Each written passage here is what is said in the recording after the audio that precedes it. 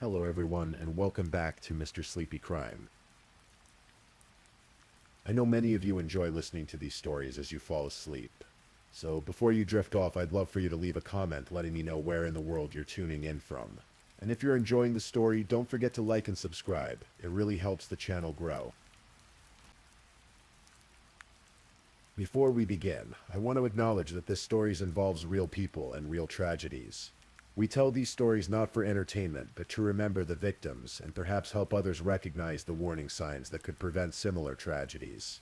For the best experience, feel free to lower the volume a little, just enough to let the story gently carry you off to sleep. Alright, please get comfortable, dim the lights, and let's dive into tonight's first story.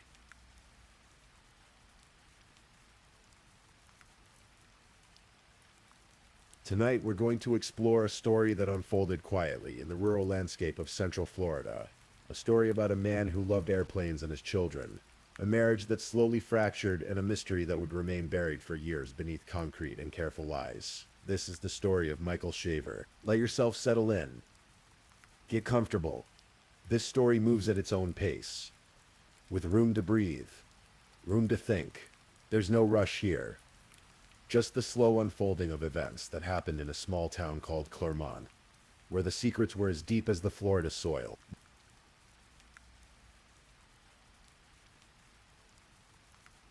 Michael Douglas Shaver was born on January 14th, 1982 in upstate New York.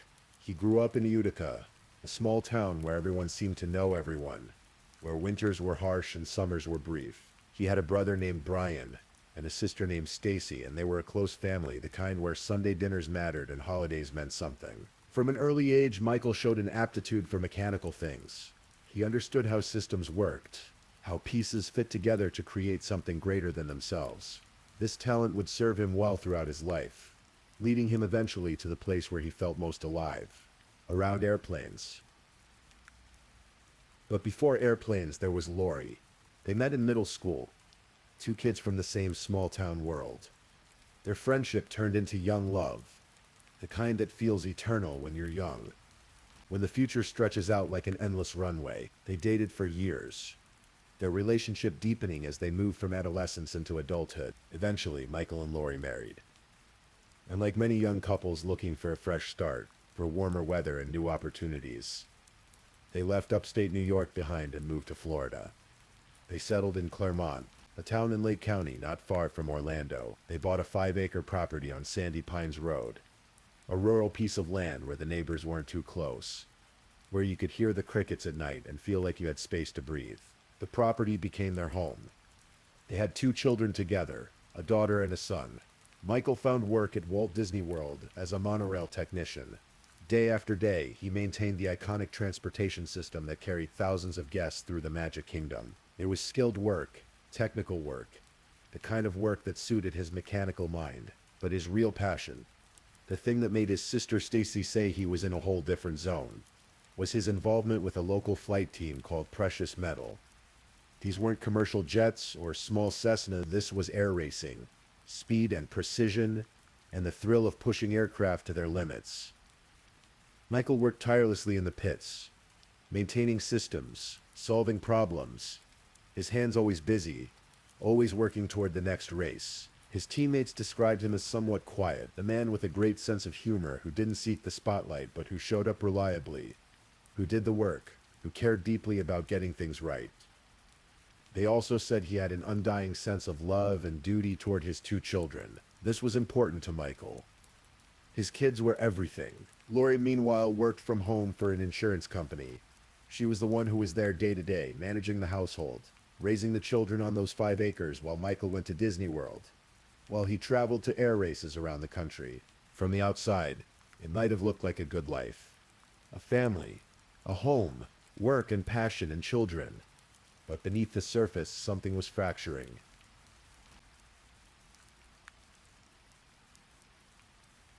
No one can say exactly when a marriage starts to fail. Maybe it's a gradual thing, a slow accumulation of small disappointments and unmet needs. Maybe it's sudden, a single moment that changes everything. For Michael and Lori Shaver, it seems to have been both. By 2014, There were visible signs of trouble. That September, there was an incident, a fight. The details were murky, as they often are in domestic disputes, but it resulted in Michael being charged with battery.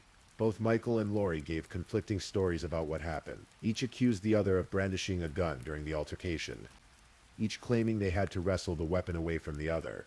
Michael entered a pre-trial intervention program, the kind of probation that allows first-time offenders to avoid a conviction if they complete certain requirements. He finished the program in just 6 months, half the usual time, and the charge was dismissed. But the incident had happened. The violence had occurred, and it wouldn't be the last time. Around this time, something else was happening. Michael's coworkers at Disney World began to notice things. There were days when Michael would come to work with bruises on his face, on his arms, on his chest. When asked about them, his explanations were vague or dismissive, but the bruises kept appearing. Then there was the restraining order. In 2014, Lori filed for a restraining order against Michael. The details of what she alleged were serious enough for the court to consider the petition. But then, shortly after filing it, Lori filed another motion to terminate the order. It went away as quickly as it had appeared. Michael's marriage was unraveling. For a time, he moved out of the house entirely. He went to live in an airplane hangar at work, sleeping among the tools and machinery he understood so well. During this separation, he began dating a coworker. For a while, it seemed like he might be building a new life. But Lori wasn't ready to let go. She began reporting the relationship to human resources at Disney World. The pressure mounted. The relationship with his coworker ended. In May of 2015, Michael moved back home to Lori and the children. He had been gone, and now he was back. But things were not the same. Things would never be the same again.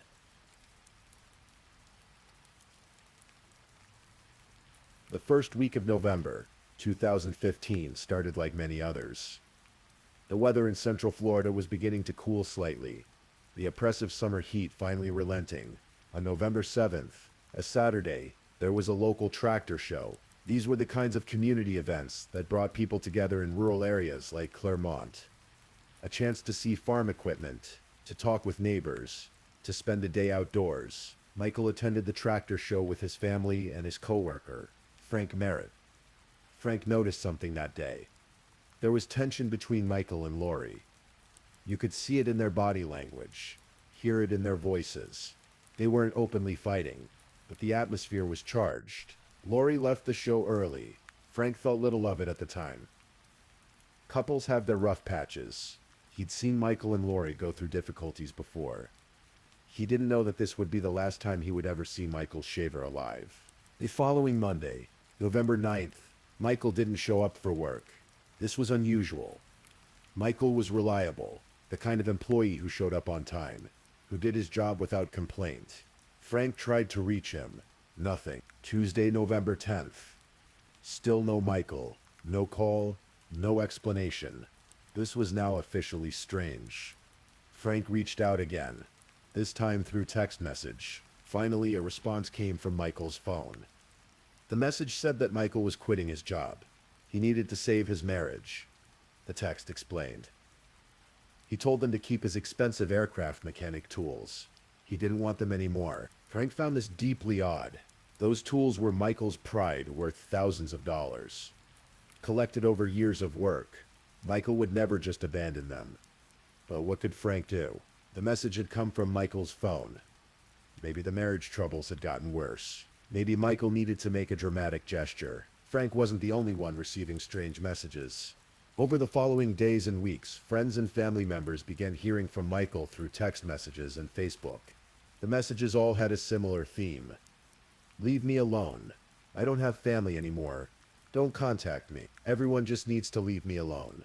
Michael's mother received messages. His brother Brian heard from him through text. Old friends got cold, dismissive notes that seemed completely out of character.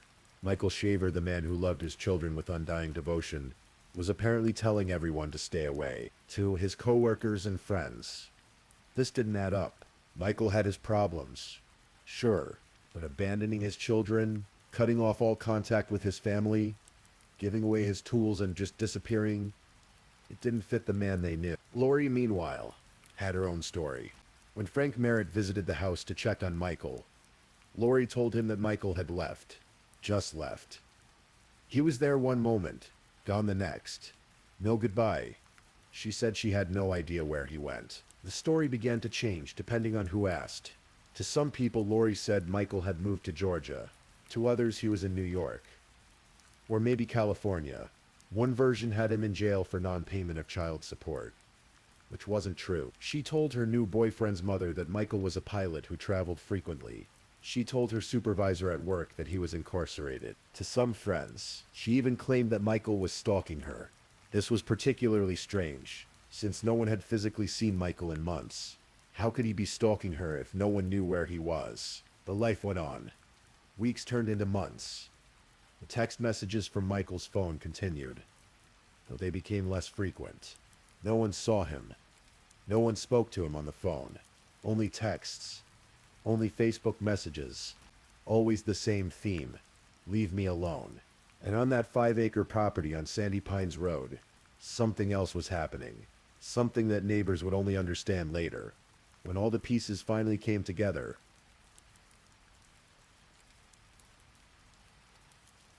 Grief and suspicion often move at different speeds. For Michael's friends and family, the first months of his absence were confusing. The messages seemed to come from him. After all, maybe he really had left. Maybe the marriage had broken him. Maybe he needed space. But as 2016 rolled on, the confusion started hardening into suspicion. Nobody had seen Michael. Not once. Not a single in-person sighting since that day at the tractor show in November 2015. His bank accounts showed no activity after late 2015. No withdrawals, no purchases, nothing. For a man who had to eat, who had to live somewhere, who had to buy gas and food and clothing, this was impossible. Yet Michael's phone and Facebook account remained active. Messages continued to be sent. Someone was still using those accounts. Someone who knew Michael's passwords, who had access to his devices. During this time, Lori's life was changing rapidly. She had begun dating someone new, a man named Jerame Townsend. He was a married veteran, and their relationship began sometime in late 2015 or early 2016. They met at a park where their sons were playing together. Jerame was having marital problems. Lori told him she was divorced. They started seeing each other. This relationship would be brief, and would end in a peculiar way. One day in 2016, Jerame's wife, Vanessa Townsend, received a flower delivery at her home. There was a note attached. It read, "Roses are red, violets are blue. My wife is a whore. Your husband is too. Sorry about this. Check your Facebook message. We need to talk. Mike." The flowers were supposedly from Michael Shaver, but investigators would later discover they were paid for through Lori Shaver's bank account. The note was allegedly written to expose the affair between Lori and Jerame. Vanessa was devastated. The affair was revealed. The relationship between Lori and Jerame ended abruptly. But the more significant question was, why would Michael Shaver, who had supposedly left his family and wanted nothing to do with anyone, care enough to send flowers exposing his wife's affair? It was another piece that didn't fit. Around March of 2016, Lori began a construction project in her backyard. She built a fire pit. It was a substantial structure, the kind of outdoor feature that required digging, foundation work, and careful planning. The fire pit went up on a particular spot in the yard, near where the property stretched out toward the trees. Then in September of 2016, Lori poured a concrete slab near that fire pit. She posted pictures of it on her Facebook page. In the wet concrete, she and her new boyfriend, Travis Filmer, etched their initials. Travis had begun dating Lori sometime after the relationship with Jerame ended. He was a different kind of partner, someone who would eventually become her husband. The concrete slab settled. The fire pit became a feature of the property. Life continued. And beneath that concrete, something remained hidden. Something that had been there since November 2015. Something that wouldn't be discovered for another year and a half.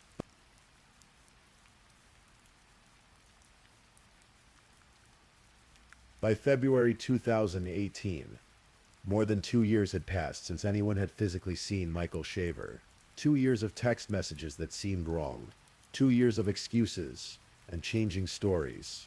2 years of radio silence from a man who supposedly loved his children above all else. Scott Amatuccio had been Michael's friend since childhood. They'd grown up together in upstate New York. Two boys who became men, who stayed in touch even after Michael moved to Florida. Scott knew Michael. He knew what kind of man he was, what kind of father he was, and something about Michael's disappearance didn't sit right with him. Scott began reaching out to other people who knew Michael. The co-workers, the friends, the family members. Everyone had the same story. Strange text messages. No actual contact. Vague explanations from Lori about Michael's whereabouts. The more Scott investigated, the more convinced he became that something was very wrong. On February 16, 2018, Scott contacted the Lake County Sheriff's Office and requested a welfare check on Michael Shaver. He explained the totality of the circumstances, the sudden disappearance, the out-of-character messages, the lack of any financial activity, the conflicting stories from Lori, the fact that Michael's possessions were still at the house even though he supposedly left. Deputies arrived at the Shaver property on Sandy Pines Road. It was a sprawling 5-acre lot with the house set back from the road. Trees and space and privacy all around.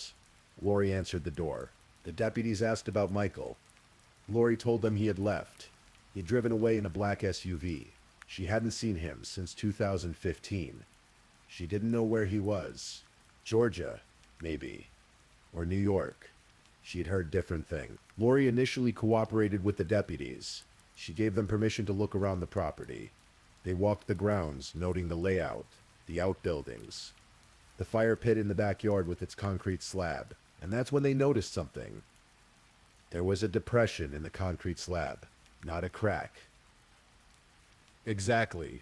More like a settled area. It was rectangular in shape, about 6 feet by 3 feet.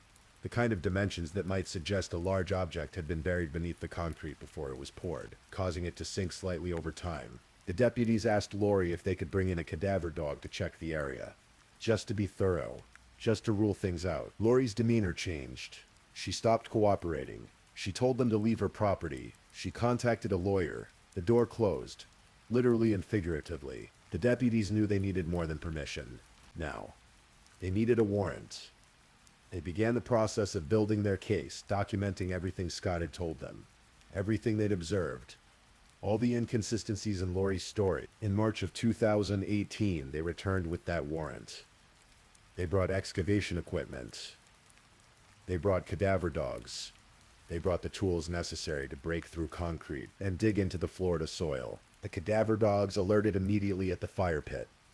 The depression in the concrete wasn't just settling. It was something else. The excavation began. The concrete was broken up and removed. The digging went deeper, 3 feet down into the earth, beneath where the fire pit stood. The soil gave up its secret, human remains. Skeletal, wrapped in a bed sheet that would later be traced to a purchase from Kohl's that matched Lori Shaver's bank records. The remains were incomplete, deteriorated from years in the ground, but they were unmistakably human. And there was something else. On the skull there was a defect. A hole. The kind of hole made by a bullet entering from behind. The medical examiner would later confirm what the investigators already suspected. These were the remains of Michael Douglas Shaver. Cause of death, a gunshot wound to the back of the head. He had been shot once, execution style, and buried in his own backyard. Michael Shaver hadn't left his family. He hadn't abandoned his children. He hadn't been sending those messages. He had been dead the entire time, buried beneath the place where his wife would eventually marry another man, beneath the fire pit where they might have roasted marshmallows or gathered with friends. He'd been there all along, beneath the concrete, beneath the lies, waiting to be found. The discovery of Michael Shaver's remains transformed everything. What had been a missing person case was now a homicide investigation. The Lake County Sheriff's Office had a body, a cause of death, and a primary suspect. From the beginning, investigators focused on Lori Shaver. The evidence pointed to her consistently and overwhelmingly. She had been the only adult living on the property when Michael disappeared. She had given constantly changing stories about his whereabouts. She had access to his phone and Facebook accounts. She had built a fire pit and poured concrete directly over his burial site. But investigators needed more than circumstantial evidence. They needed to understand the timeline, to document the deception, to build a case that would hold up in court. The timeline began to emerge through painstaking work. Michael was last seen alive on November 7th, 2015, at the tractor show. November 10th was the first day he failed to show up for work. Somewhere in that narrow window, he was killed. Investigators examined the messages sent from Michael's phone and Facebook account. Hundreds of texts and posts, all sent after his death, all designed to make people believe he was still alive. The messages told friends and family to leave him alone, that he didn't have family anymore, that he wanted to be left in peace. They were carefully crafted to prevent anyone from looking for him, from visiting, from verifying that he was actually alive. The financial records painted another picture. After Michael's death, someone continued to use his debit and credit cards. The purchases were revealing women's lingerie from Wish.com, items for children from Walmart online.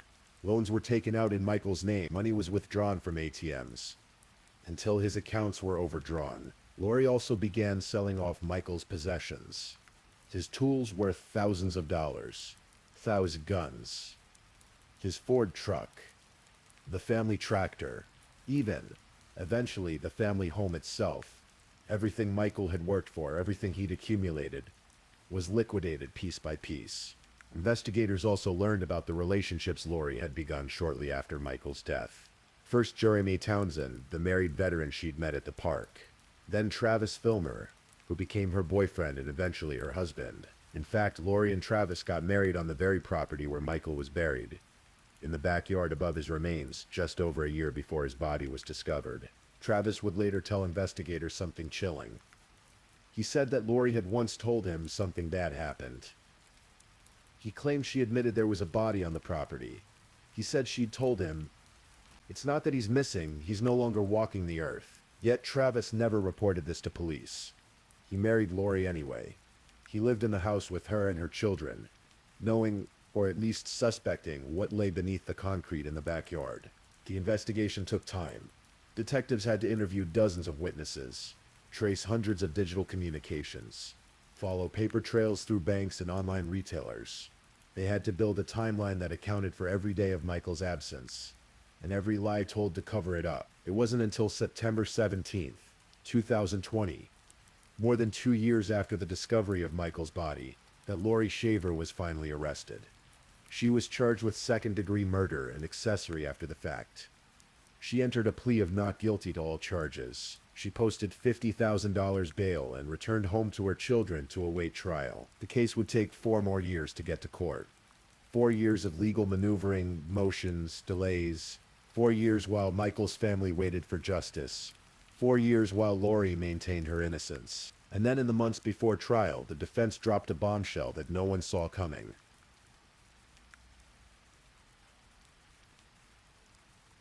In May of 2023, Lori Shaver's defense attorney filed a motion with the court.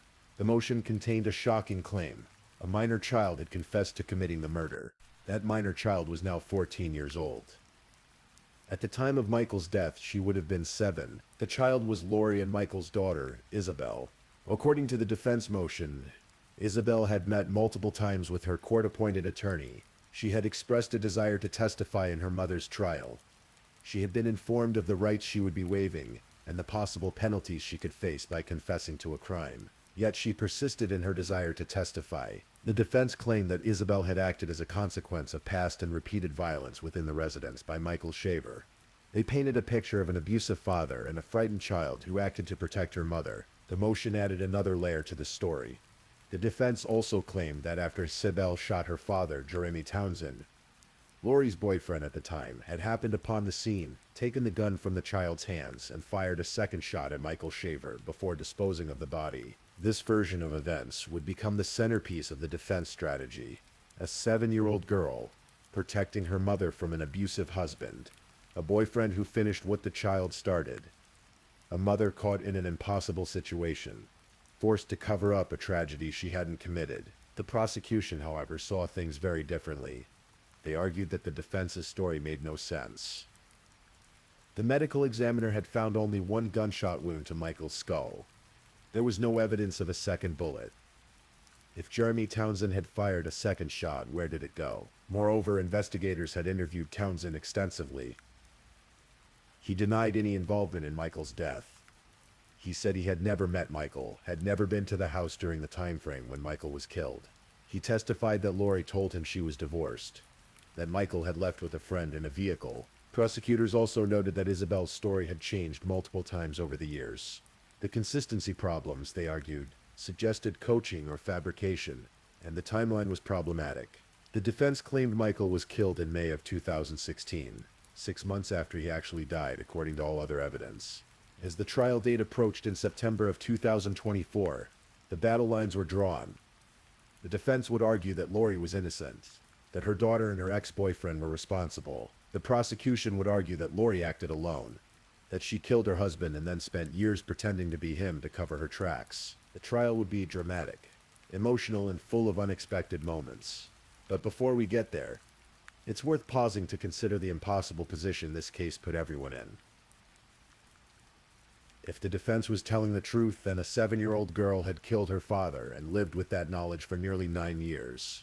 A mother had covered up the crime to protect her child, sacrificing her own freedom. A boyfriend had been involved in disposing of a body and had lied about it for years. If the prosecution was telling the truth, then a mother had killed her husband, buried him in the backyard, and was now prepared to let her teenage daughter falsely confess to murder to save her. Either way, the tragedy was unfathomable. Either way, Michael Shaver was still dead, still buried beneath concrete for years while his family searched for him. Either way, there were no winners.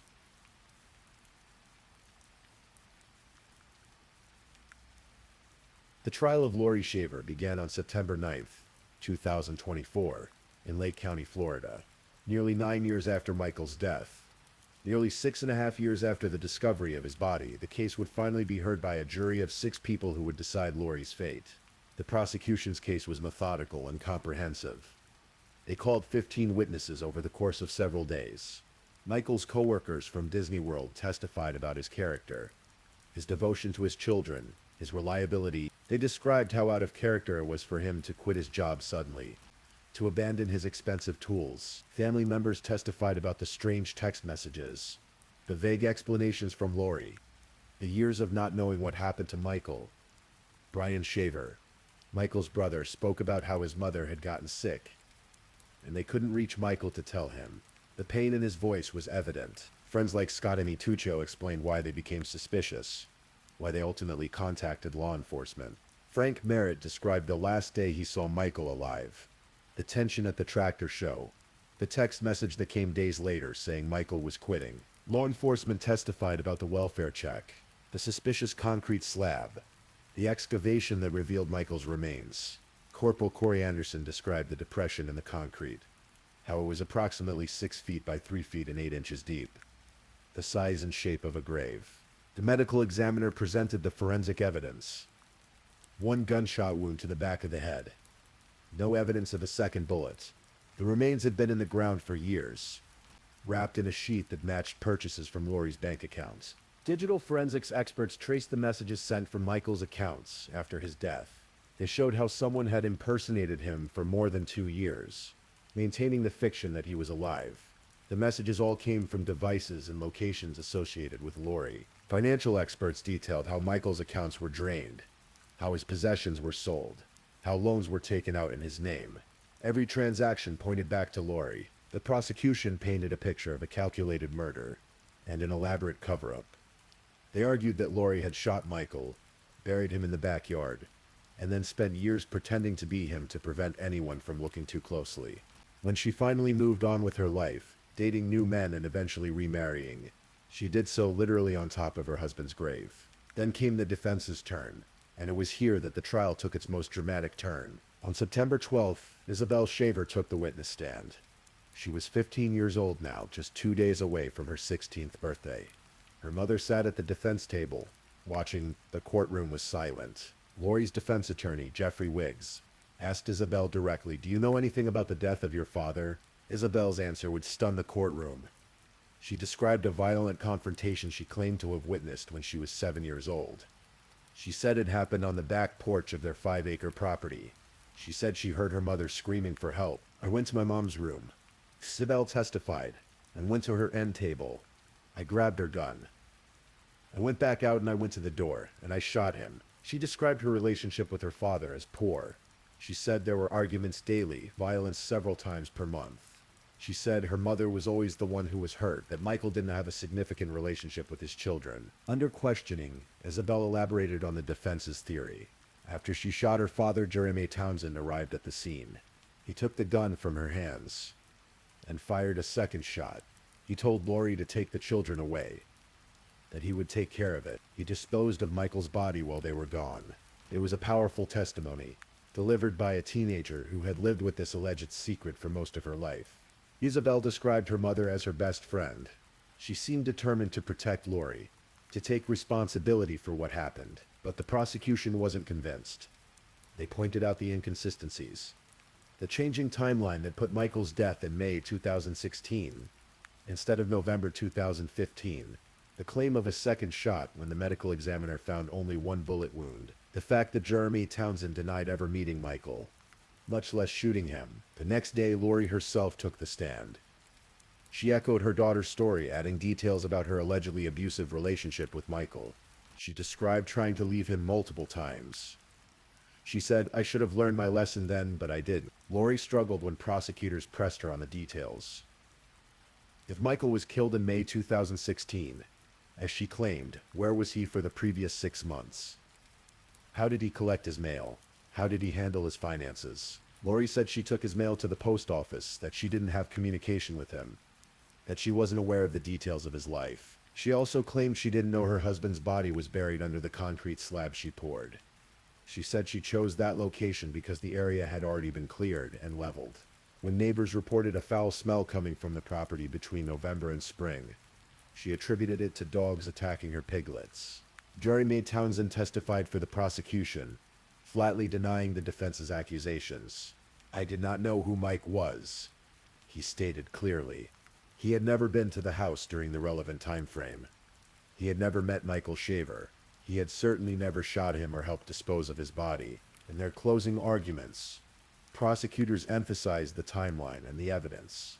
They argued that all the physical evidence, all the digital evidence, all the financial evidence pointed to one person and one person only, Lori Shaver. They reminded the jury that Lori's husband was buried in her own backyard, under a concrete slab she had poured, on property where she was the only adult present when he died. The defense argued that the state's case was built entirely on circumstantial evidence. No one had actually witnessed Lori killing Michael.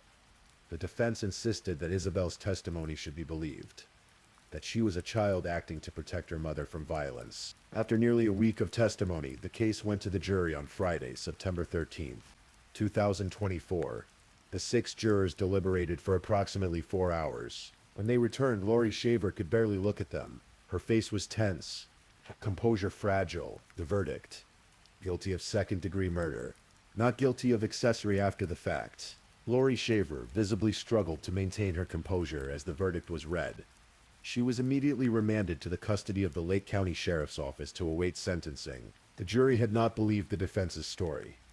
They had concluded that Lori, not her daughter, not her ex-boyfriend, had killed Michael Shaver.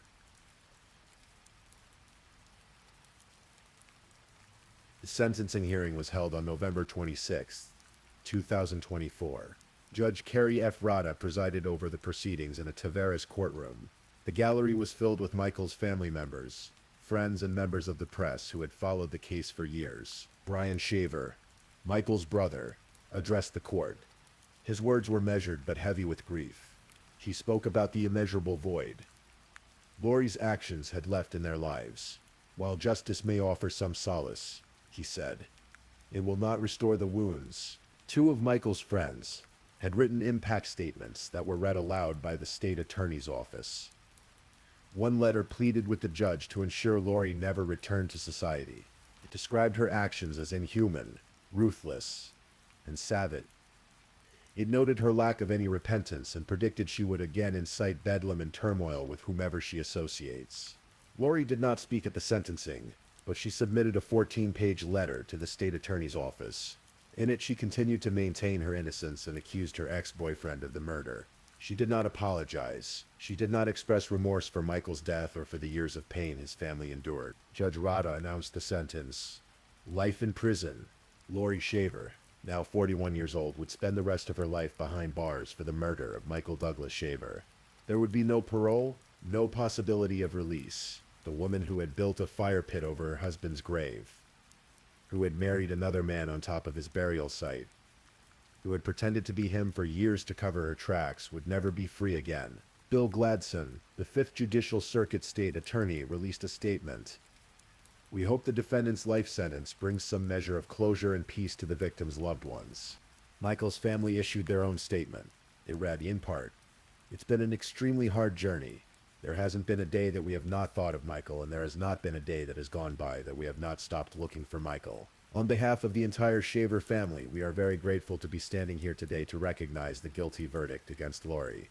While this will not bring our beloved Michael back, our family can finally, after all these years, start to get closure. The statement ended with gratitude for the Lake County law enforcement officers and investigators who had worked tirelessly to solve the case and bring justice for Michael. Lori's defense attorney announced immediately after the verdict that his client would be filing an appeal. As of now, that appeal process continues, but questions remain, particularly about Isabel. During the trial, prosecutors accused Isabel of changing her statements multiple times. They suggested she had been coached to testify falsely. Some legal experts have speculated that Isabel could potentially face perjury charges for her testimony. She is now 16 years old. She testified under oath that she killed her father. If that testimony was false, if she lied to protect her mother, she could face serious legal consequences. As of now, no charges have been filed against Isabel. The Lake County Sheriff's Office and the State Attorney's Office have not indicated whether they intend to pursue such charges. It's a delicate situation. She's a teenager who has already lost her father and now her mother. She's been caught in the middle of a murder case for most of her life. Whether she genuinely believes she killed her father, whether she was coerced into saying so, or whether she made a calculated decision to try to save her mother remains unknown.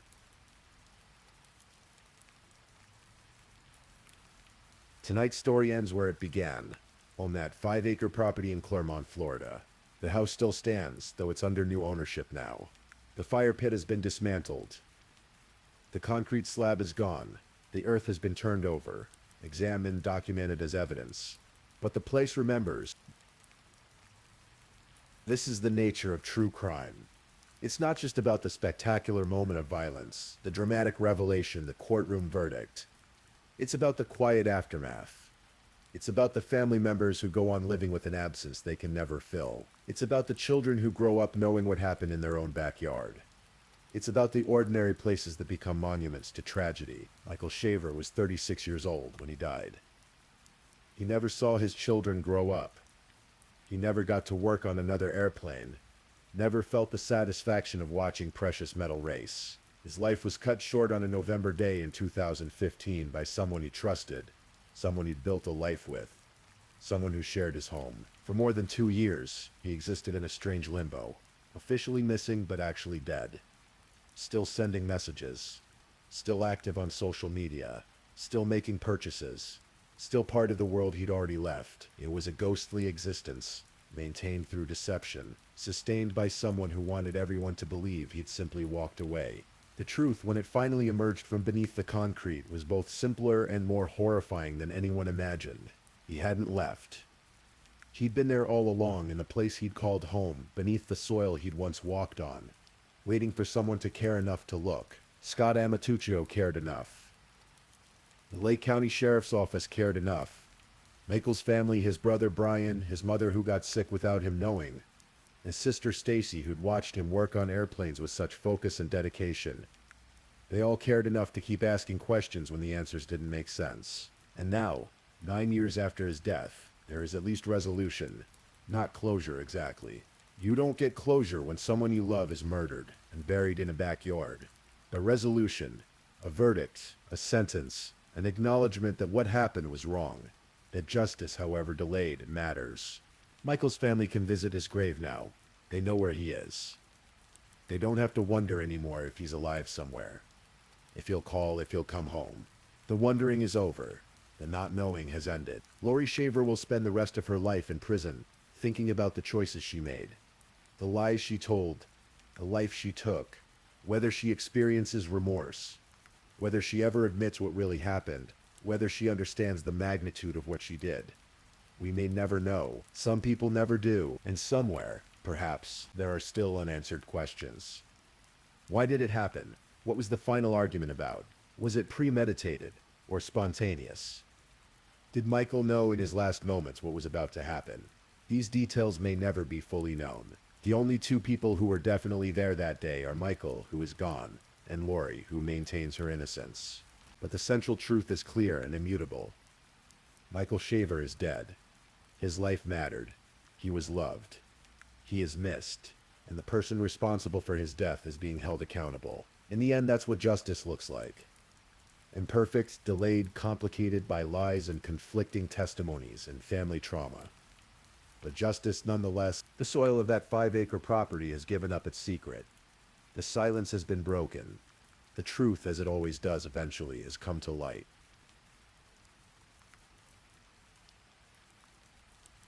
If this is your first time listening to one of our true crime stories, welcome to Mr. Sleepy Crime, where we explore these cases in a calm and respectful way. I also want to take a moment to appreciate my amazing subscribers who've been rocking with me. Thank you so much for your continued support. If you're still awake and listening, don't forget to drop a comment. Let me know where you're tuning in from and the current time in your corner of the world. Or just say something to let me know you're still here. And if you haven't already, be sure to like this video and subscribe so you don't miss our next true crime stories for sleep. Now let's move on to our second story.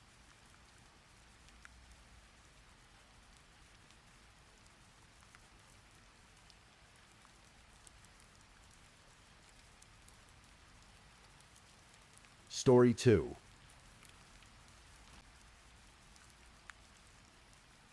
Tonight, we journey together through a story that speaks to the fragility of life, the hidden struggles behind closed doors, and the dreams of a young woman who crossed borders seeking hope. These stories are told softly, with care and respect for those involved.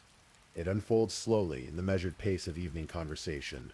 There are no sudden sounds here, no jarring moments, just a narrative, steady and calm, meant to accompany you as you drift towards sleep. Tonight, we remember Angie Diaz, a name that might be unfamiliar to many, but whose story carries lessons about domestic violence, immigration, sacrifice, and the sometimes invisible warning signs that precede tragedy.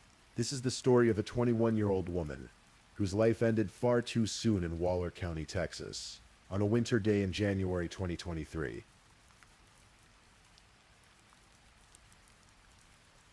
To understand what happened, we must first understand who Angie Diaz was. Not just a victim, not just a headline, but a person with dreams and ambitions, with family she loved, and a future she was building one paycheck at a time. Angie Daniela Diaz Rivera was born in Nicaragua. She grew up in the town of El Viejo, in the department of Chinandega, a place where the landscape is marked by volcanic soil and close-knit communities. She was the eldest of 4 siblings, a position that often comes with responsibility and expectation. Those who knew her from her childhood days described her as bright, full of energy, someone whose laughter could fill a room. She graduated from Colegio José del Arguello, her local high school, with plans that many young people harbor, the desire for education, for opportunity, for a life beyond what circumstances provided. But opportunity, in Nicaragua, was not always easy to find. And so Angie, like countless others before her, made a decision that would change the trajectory of her life. At 18 years old, shortly after finishing high school, she left Nicaragua. She traveled north with a cousin, making her way to the United States, to Texas specifically, where family already lived. Her mother, Dania Diaz, had fled Nicaragua herself several years earlier, escaping a violent relationship. Now Angie would reunite with her. The journey immigrants make is rarely simple. It involves leaving behind everything familiar: language, culture, the comfort of known streets and faces. Angie settled in Texas, moving in initially with an aunt who became like a second mother to her. And she did what so many immigrants do upon arrival. She worked. Angie found employment at Chepe's Meat Market, a local establishment that served as both butcher shop and taqueria. It was honest work. the kind that requires early mornings and physical stamina. She worked there for more than 3 years, becoming a familiar face to customers and colleagues alike. Her boss, Veronica Jimenez, would later describe her as a ray of sunshine, someone who arrived each day with infectious energy and a smile that seemed impossible to dim. But Angie worked more than one job, because there was a reason for all this labor, a purpose that drove her through long shifts and tired evenings. Back in Nicaragua, her aunt, the woman who had helped raise her, who she considered a second mother, was battling cancer. The treatments were expensive. The family needed help, and so Angie worked, sending money home whenever she could, carrying the weight of responsibility that many eldest children know well. She was also building something for herself. Angie had developed a passion for fitness and health. She became a fitness coach, something she was immensely proud of. On social media, she shared her journey of transformation, posting about exercise routines, healthy eating, the importance of self-love and confidence. In one post from November, she celebrated losing weight through dedication and discipline. Always positive but more in love with myself, she wrote. With high self-esteem and many dreams to fulfill. If I could do it, you can too. What are you waiting for? She was studying to become an accountant as well, adding education to her already full schedule. At 21 years old, Angie Diaz was juggling multiple jobs, sending money to family, pursuing fitness goals, and planning for a professional future. She was by all accounts building the kind of life she had dreamed of when she left Nicaragua. And then she met someone. His name was Jared James Decas. Like Angie, he was 21 years old. He had grown up in Waller County in a suburban environment, living with his parents. In high school, he had played football and wrestled. After graduation, he became an electrician, working with his hands, earning a living in the trades. He worked at the same meat market where Angie was employed. It was there, among the daily rhythms of customer orders and restocking shelves, that they met. To those who observed them together, they seemed happy. A young couple, both working hard, both navigating the challenges of early adulthood. Neighbors who knew Jared would later say he seemed protective of those he loved. Angie's co-workers saw a young woman in love, excited about her relationship, talking about her boyfriend with the kind of enthusiasm that marks new romance. In October of 2022, Jared and Angie married.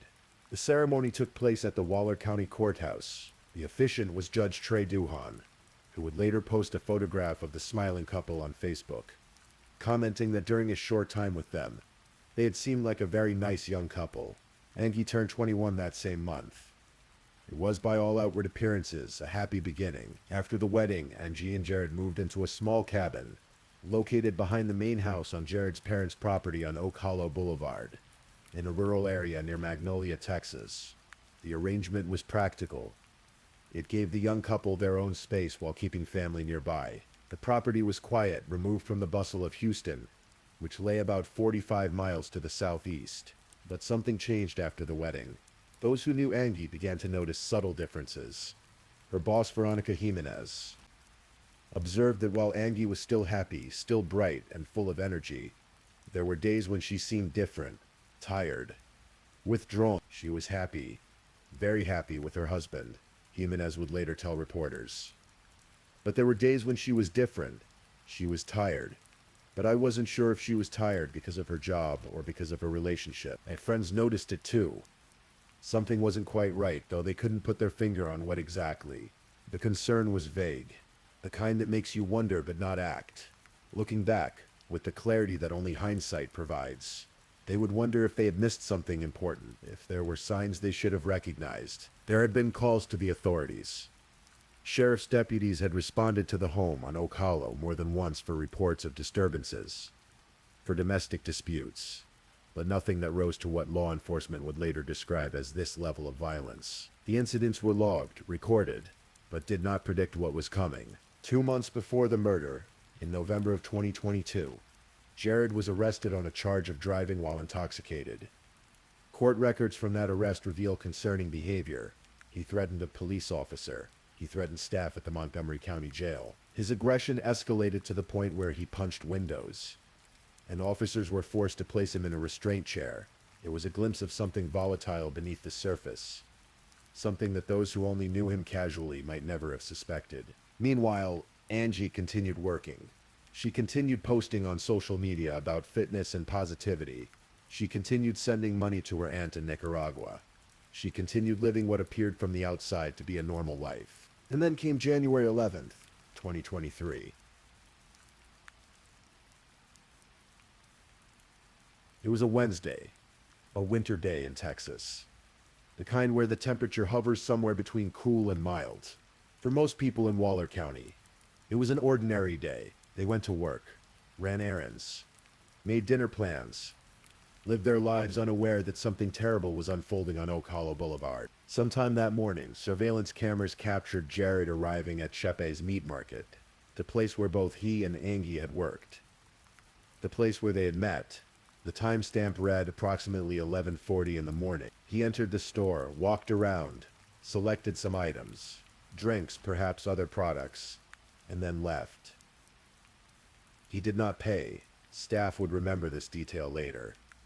This odd behavior from someone they knew. What happened next remains known only to the person who committed the act. There were no witnesses to what occurred in that small cabin behind the main house. No one heard screams.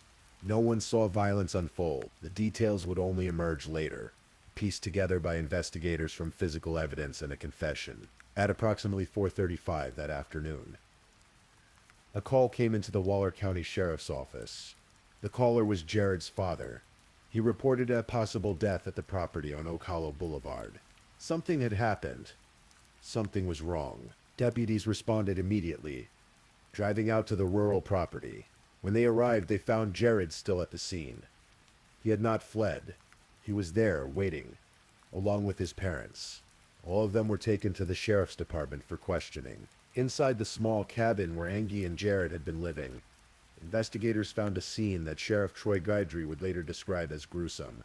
The residence was covered in blood, and on the floor near the bed, they found Angie Diaz. She had been stabbed multiple times in the back. Her body had been mutilated. She had been decapitated. Her head was found in the shower. The weapon, investigators determined, was a kitchen knife. Ordinary cutlery turned into an instrument of violence. All the parts of Angie's body were recovered from the scene. Everything had happened there, in that cabin. There was no need to search elsewhere. During questioning, Jared Dickus confessed. He admitted to killing his wife. He provided details that matched what investigators had found. But when asked why, when asked for a motive, there was no clear answer. No explanation that could make sense of such brutality. No reason that could justify what had been done. Jared was arrested and charged with murder. His bond was initially set at $500,000, but prosecutors, citing the heinous nature of the crime and Jared's previous violent behavior during his arrest, petitioned for the bond to be raised. They argued that $500,000 was not sufficient. A judge agreed and increased the bond to $1 million. The judge also ordered a mental health evaluation to determine Jared's competency to stand trial. News of Angie's death spread quickly through the community. For those who knew her, it was incomprehensible. The woman who had been so full of life, so determined to build a better future, was gone, murdered by the man she had married just 3 months earlier. Her family was devastated. Angie's mother, Dania, who had herself escaped violence by fleeing Nicaragua, now faced the unimaginable loss of her daughter. She spoke to reporters, her grief evident, saying she wished Angie had spoken up if something was wrong in her marriage. But domestic violence rarely announces itself clearly. Victims often hide their suffering, held back by fear, shame, misplaced loyalty, or the hope that things will improve. The family faced another challenge. Angie's body was in Texas, but they wanted to bring her home to Nicaragua for burial. The rest of the family, including the aunt Angie had worked so hard to support, lived there. They wanted to say goodbye. The family sought help from the Nicaraguan consulate in Houston, but reported being turned away. They set up a GoFundMe page, asking for assistance with funeral costs and the expense of transporting Angie's remains. The community responded. A candlelight vigil was held on January 15th, just days after the murder. People gathered at the Oak Hollow Pavilion to remember Angie, to honor her life, to grieve together. Those who attended spoke of her kindness, her work ethic, her optimism, A memorial appeared outside Chepe's meat market, where customers and coworkers left flowers and notes. On January 24th, Angie's remains were finally transported back to Nicaragua. Her family held a funeral service there, giving their final goodbyes. The young woman who had left El Viejo years earlier seeking opportunity returned in the saddest way imaginable. The legal process moved forward. Jared Dykes remained in custody, held on the $1 million bond. Questions arose during the pretrial phase about his mental health. His attorneys raised concerns about whether he was competent to stand trial. Was there an underlying mental illness that explained his actions? Were there psychological factors that needed to be considered? A court-ordered psychiatric examination was conducted. After evaluation, the psychiatrist determined that Jared Dykes was competent to stand trial. Whatever mental health issues might have existed, they did not prevent him from understanding the charges against him or participating in his own defense. The case would proceed. Prosecutors consulted with Angie's family about how to move forward. It was their daughter, their sister, their loved one who had been killed. Their input mattered. Together, they worked out a plea agreement rather than going to trial, which would have involved testimony, evidence, and the reliving of trauma. Jared Dykes would plead guilty in exchange for a specific sentence. On July 31st, 2024, more than a year and a half after Angie's death, Jared appeared before District Court Judge Gary Cheney. He pleaded guilty to the murder of his wife. As part of the plea deal, he waived his right to appeal. He waived any potential insanity defense. He waived any future habeas corpus petitions. He accepted full responsibility for what he had done. Judge Cheney sentenced him to 40 years in prison. He would serve that time in the Texas Department of Criminal Justice. Under the terms of the sentence, Jared Dykes would not be eligible for parole until the year 2043. He would be over 60 years old before he could even apply for release. District Attorney Sean Whitmore spoke about the case after sentencing. Waller County does not tolerate domestic violence, he said in a statement. Heinous crimes like this one will not go unanswered. We will seek justice for the victims of domestic violence and send a message to the perpetrators that here, we fight for our victims. The sentence brought some closure, though nothing could truly heal the wound left by Angie's death. Her family had agreed to the terms. Justice, in whatever form it could take, had been served. But Angie herself remained gone, her dreams unfulfilled, her life cut short by the person who had promised to love and protect her.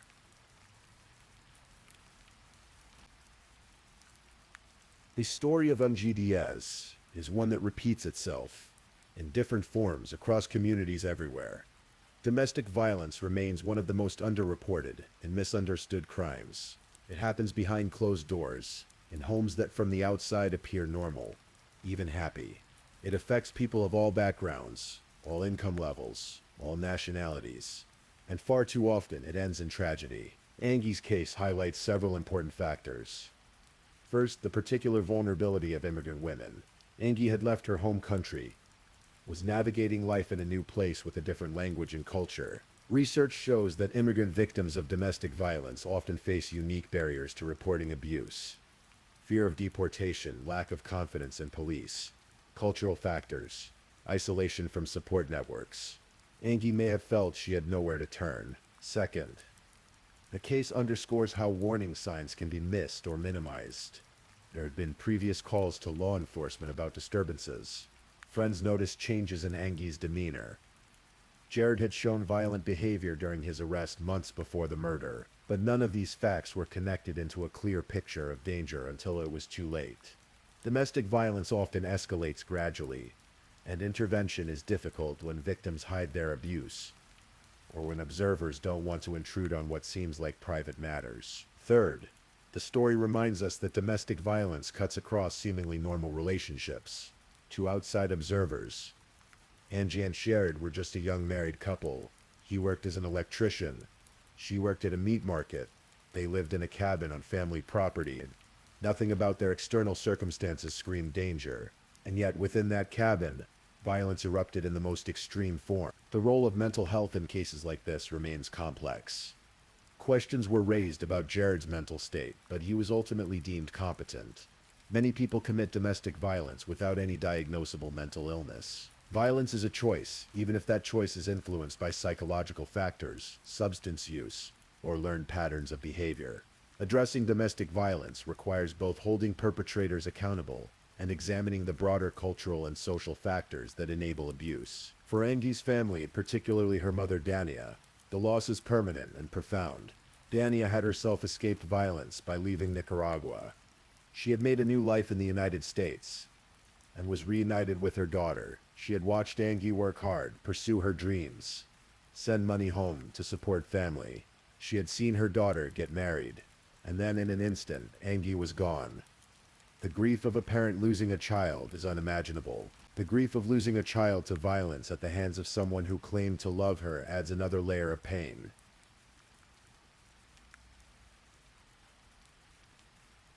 Let us end not with the violence, but with the person. Angie Diaz was more than the circumstances of her death. She was a daughter, a sister, a niece, a friend, a co-worker. She was someone who worked 2 jobs to help her family. Someone who pursued fitness and health with dedication. Someone who shared motivational messages on social media, encouraging others to believe in themselves. Someone who graduated high school and dreamed of becoming an accountant. Someone who crossed borders, seeking opportunity. Someone whose smile, according to those who knew her, could light up a room. She was 21 years old. She had survived immigration, adaptation to a new country, the challenges of working multiple jobs while studying and pursuing her passions. She had so much life ahead of her, so many dreams yet to fulfill. Beyond she was helping support in Nicaragua, lost not just a niece, but the financial and emotional support Angie provided. Her younger siblings lost their eldest sister, the one who was supposed to lead the way. Her mother lost her child. The community in Waller County, particularly those at Chupé's meat market where Angie worked, lost someone who brought energy and joy to everyday interactions. Customers lost a familiar face. Colleagues lost a friend. The ripples of her death spread far beyond that cabin on Oak Hollow Boulevard. In the aftermath, people created memorials. They held vigils. They contributed to fundraising efforts. They spoke her name.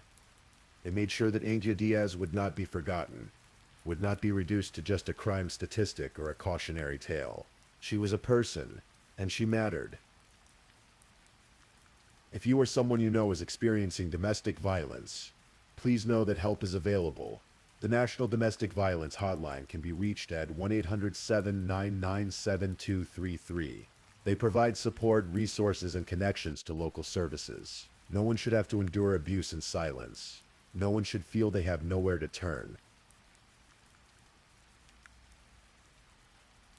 If you're still awake and listening, check whether you've left your little goodnight comment. I always check your comments before I sleep too. And if you haven't already, don't forget to like this video and subscribe so you don't miss our next true crime stories for sleep. Meanwhile, let's move on to our third story.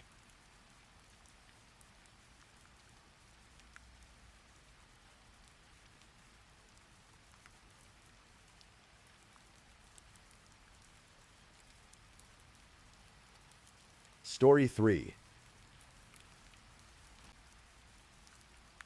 Tonight we're going to talk about a story that unfolds slowly, deliberately, in the quiet spaces between what we know and what we discover. This is the story of Jessie Marie Peterson, a young woman from Sacramento, California, and a year that changed everything for the people who loved her. Let's begin where all stories truly start, with the person at the center of it all. Jessie Marie Peterson was born in 1991 in Sacramento, where the valley heat settles thick in summer and the rivers run cold in winter.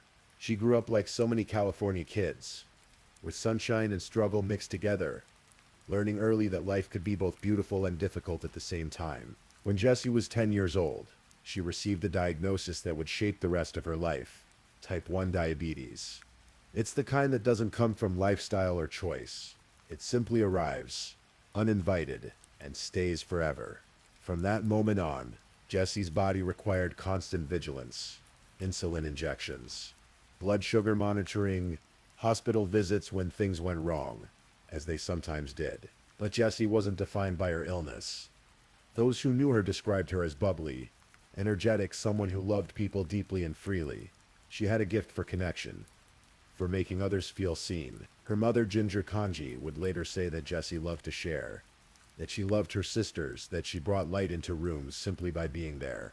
In high school, at Roseville High, Jessie threw herself into activities.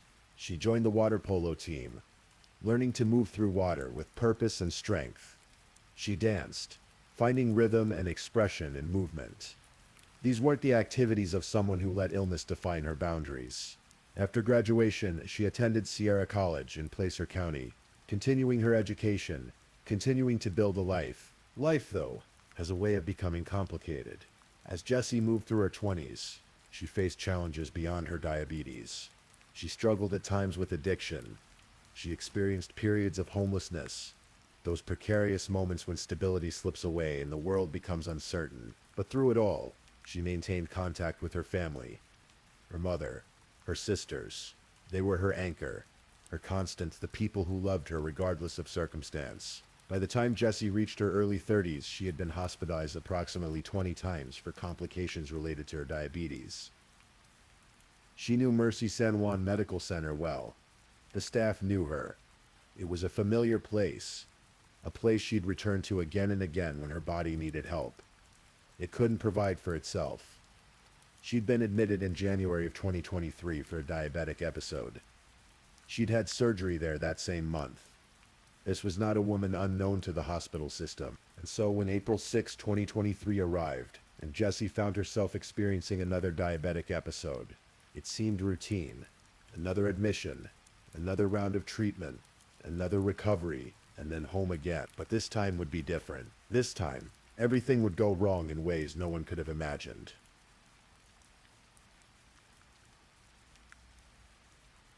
April 6th, 2023. A Thursday. Spring settling into Sacramento with its particular quality of light and lengthening days. Jessie Marie Peterson, 31 years old, arrived at Mercy San Juan Medical Center, suffering from a diabetic episode. The admission was documented. Her information was in the system. Her mother, Ginger Kanji, was listed clearly as her next of kin. For 2 days, Jessie remained in the hospital's care, receiving treatment for her condition. And then, on April 8th, at 2:50 in the afternoon, she made a phone call. She called her mother. The conversation was brief but clear. Jessie wanted to leave. She wanted to be picked up. She was ready to go home. Ginger, like any mother who knew her daughter's medical history, urged her to stay. "You're in the best place to get the best care you need," she told Jessie. "You need to stay put." It was the kind of conversation that had probably happened before. The restlessness of hospital stays. The desire to be anywhere but in a medical bed. The tension between wanting to leave and needing to heal. That phone call ended. Jessie stayed at the hospital less than 2 hours later. At 4:27 in the afternoon on April 8th, 2023, Jessie Marie Peterson's heart stopped beating. Cardiopulmonary arrest brought on by diabetic ketoacidosis. Her body pushed too far by the metabolic crisis. Simply gave out. She was pronounced dead. But here's where the story takes its turn into something incomprehensible. So what should have happened next, what any reasonable person would expect to happen next, didn't happen at all. Ginger Kanji was not notified. No one from Mercy San Juan Medical Center called to tell a mother that her daughter had died. Not that day, not the next day, not the day after that. On April 11th, 3 days after Jessie's death, Ginger called the hospital. She wanted to speak to her daughter. She asked to be transferred to Jessie's room. The person who answered told her there was no one there by that name. Ginger persisted. She had just spoken to Jessie. She had just been there. She spelled out her daughter's name carefully, making sure there was no confusion. And then came the words that would launch a year of searching. A year of not knowing. A year of living in the particular hell of uncertainty. "Your daughter left against medical advice," the hospital staff member told her. She checked herself out. But Jessie hadn't left. Jessie couldn't leave. Jessie was already gone. Imagine, for a moment, what it means to lose someone without knowing they're lost. Ginger Kanji believed her daughter had walked out of that hospital. Impulsive, perhaps. Unwise, certainly. But alive. Out there somewhere in Sacramento. Maybe struggling. Maybe in trouble. But breathing. Existing. So Ginger did what any mother would do. She began to search. First, she filed a missing person report with the Sacramento County Sheriff's Office. Jesse's name, her description, her photograph, all entered into the system.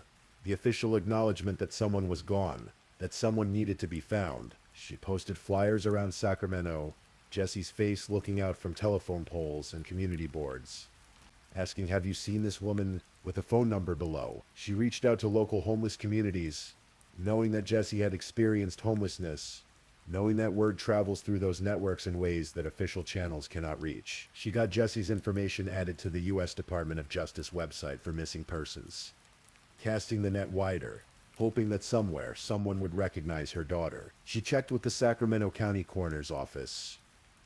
That terrible but necessary step, asking if anyone matching Jesse's description had been found. No, they told her, no one by that name. Jesse's sisters joined the search. The family moved through their days carrying the weight of not knowing. Where was Jessie? Was she safe? Was she alive? Every phone call that wasn't her. Every day that passed without word. The particular torture of absence without closure. Meanwhile, less than 2 miles from where Ginger was posting flyers, Jesse's body lay in an off-site cold storage facility that Mercy San Juan Medical Center used for deceased patients. She had been transferred there on April 9, 2023. The day after her death, the paperwork noted her location, shelf number read 22A, and there she remained, week after week, month after month, while her mother searched, while her sisters called hospitals and shelters, while her face stared out from missing person posters. The hospital said nothing. Spring turned to summer, summer turned to fall, fall turned to winter, winter turned to spring again. A full year passed. During that year, the hospital was legally required to issue a death certificate within 15 hours of Jesse's passing. They didn't. The law required them to notify next of kin promptly. They didn't. State healthcare regulations mandated respect and protection for human remains. Those regulations were ignored. What should have been a tragic but straightforward notification of death became something else entirely. A disappearance. A mystery. A family trapped in the agony of not knowing. And still Jessie remained on shelf number red 22. Eerie. Her body slowly decomposing in the cold storage unit, forgotten by the very institution that was supposed to care for her even in death. April 12th, 2024. 1 year and 4 days after Jessie Marie Peterson had died in Mercy San Juan Medical Center. A detective from the Sacramento County Sheriff's Office made a phone call to Jessie's family. Not the call they had hoped for, but the call that would finally end a terrible uncertainty. A death certificate had been issued for Jessie. She had been found, she was dead. But the details that emerged made the grief so much worse. Jessie had never left the hospital. She had died there, almost exactly a year ago, and her body had been in the hospital's off-site storage facility. The entire time the family had been searching for her. One of Jessie's sisters went immediately to the Sacramento County Coroner's Office, that grim building where the dead wait to be claimed. But Jessie wasn't there. They told her to contact the hospital. Ginger called Mercy San Juan. She spoke to someone who promised to call back. Hours passed with no word. Then a mortuary contacted her. They had been told where to find Jessie's remains. The body was retrieved from the cold storage facility, but what came back was not the daughter, the sister, the woman they remembered, after a full year of decomposition, even in cold storage. Jessie's remains were in such poor condition that an open casket funeral was impossible. The family couldn't even obtain fingerprints as a keepsake. One of those small physical remnants that might have provided some comfort. Perhaps most significantly, the state of her body meant that no autopsy could be performed. No way to determine definitively whether medical malpractice had played any role in her death. The truth of what had happened in those final hours at the hospital, locked away forever in decomposed tissue that could tell no tales. The death certificate, when it was finally completed, told the basic medical facts. Jessie had died on April 8th, 2023 at 4:27 in the afternoon. The cause was cardiopulmonary arrest due to diabetic ketoacidosis. But the certificate had been signed on April 4th, 2024, almost exactly 1 year after Jessie's death, by Dr. Nadim Mukhtar from Mercy San Juan Medical Center. Why the delay? How does a major medical center lose track of a human being for an entire year? How does a hospital tell a mother her daughter left, when her daughter's body is sitting in their storage facility? How does this happen in a system that's supposed to have checks and balances, protocols and procedures, oversight and accountability? These were the questions that Ginger Kanji found herself asking. These were the questions that had no good answers.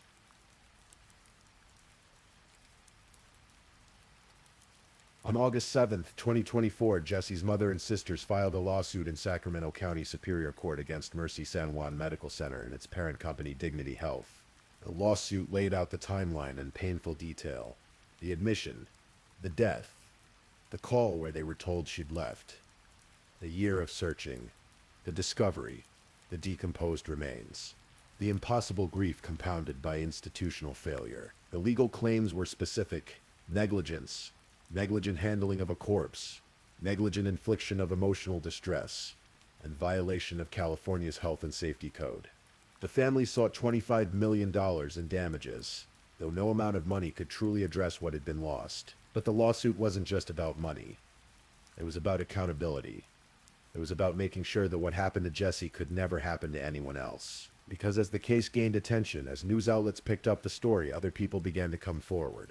They contacted Mark Greenberg, the family's attorney, with their own stories of loved ones who had died at facilities under the Dignity Health umbrella, whose remains had been mishandled, whose families had been failed. One case stood out. Michael Gray, a man who, like Jesse, had experienced housing instability. He died at Mercy San Juan Medical Center, and his death went unreported for an entire month. His mother, Valerie Gray, had reported him missing in August 2021. A detective eventually tracked him through a credit card purchase at a 7-Eleven. He had collapsed outside, been taken to Dignity, and died, but no one told his family. The pattern suggested something systemic.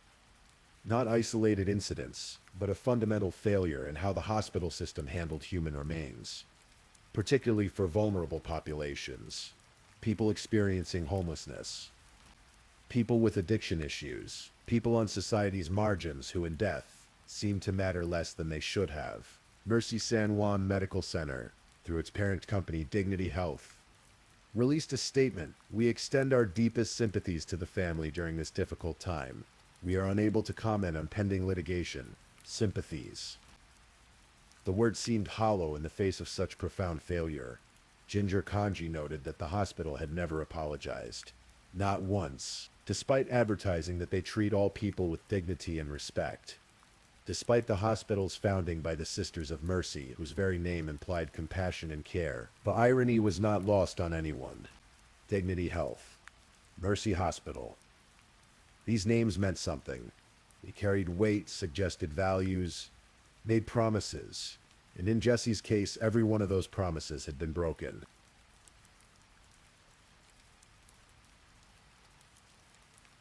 Before we close this story, it's important to remember something. Jessie Marie Peterson was not just a case file, not just a lawsuit, not just a cautionary tale about hospital negligence. She was a person. She loved people. She loved to share. She loved her sisters.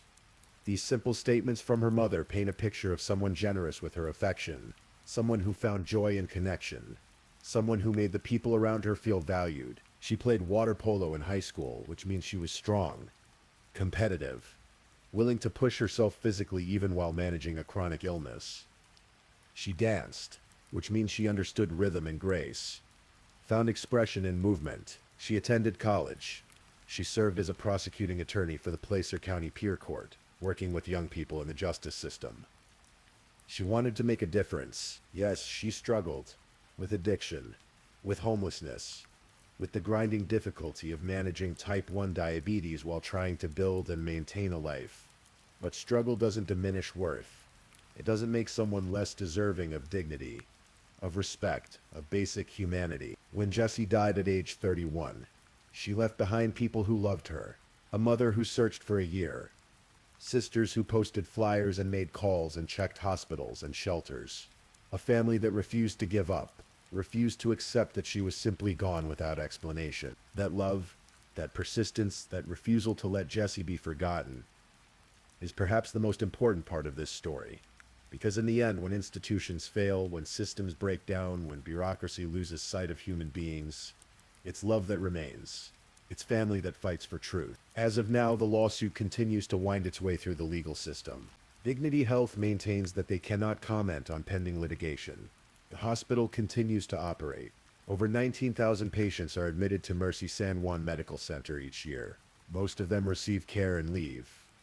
Most of them are fine. But how many aren't? How many slip through cracks we don't see? How many vulnerable people without strong family advocates, people experiencing homelessness or addiction, end up forgotten in ways we never hear about? These are uncomfortable questions. They force us to confront the gaps between what healthcare systems promise and what they actually deliver, especially to society's most vulnerable members. They force us to ask what dignity really means, what mercy really means, what it means to treat every human being in life and in death as if they matter, as if they're someone's daughter, someone's sister, someone beloved. Jesse's story raises these questions but doesn't answer them. The lawsuit may provide some closure for her family, some measure of justice, some acknowledgement of wrongdoing, or it may not. Legal processes are slow and unpredictable, but one thing is certain: Jessie Marie Peterson existed. She lived, she struggled, she loved, she mattered to the people who knew her. And when she died, she deserved better than to be placed on shelf number red 22A and forgotten while her mother searched Sacramento's streets for a daughter who was already gone. We tell these stories not to sensationalize tragedy, but to bear witness, to say that this happened, that this person mattered, that this failure occurred and should not be allowed to occur again.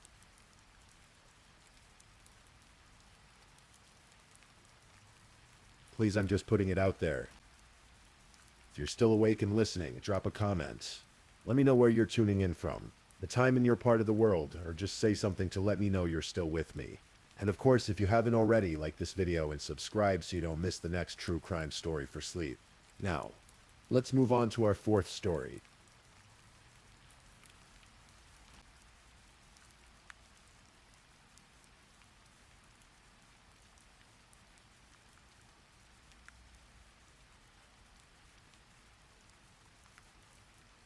Story 4.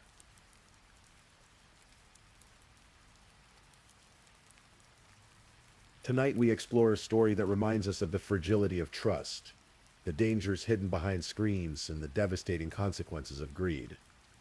This is the story of Carson Sistrunk, a gentle soul from Mississippi, whose simple desire for connection led him down a path he would never return from. Take a deep breath.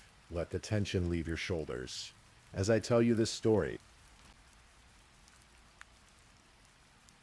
In the small town of Pearl, Mississippi, nestled in the heart of the Deep South, where everyone knows everyone, there lived a young man named Carson Sistrunk. To understand what happened to Carson, you must first understand who he was. Carson was 24 years old in the late summer of 2022. Those who knew him described him with words like gentle, humble, and kind. He stood 6 feet 4 inches tall, an impressive height that earned him the ironic nickname Little Man among his friends and family. But despite his towering stature, Carson was anything but intimidating.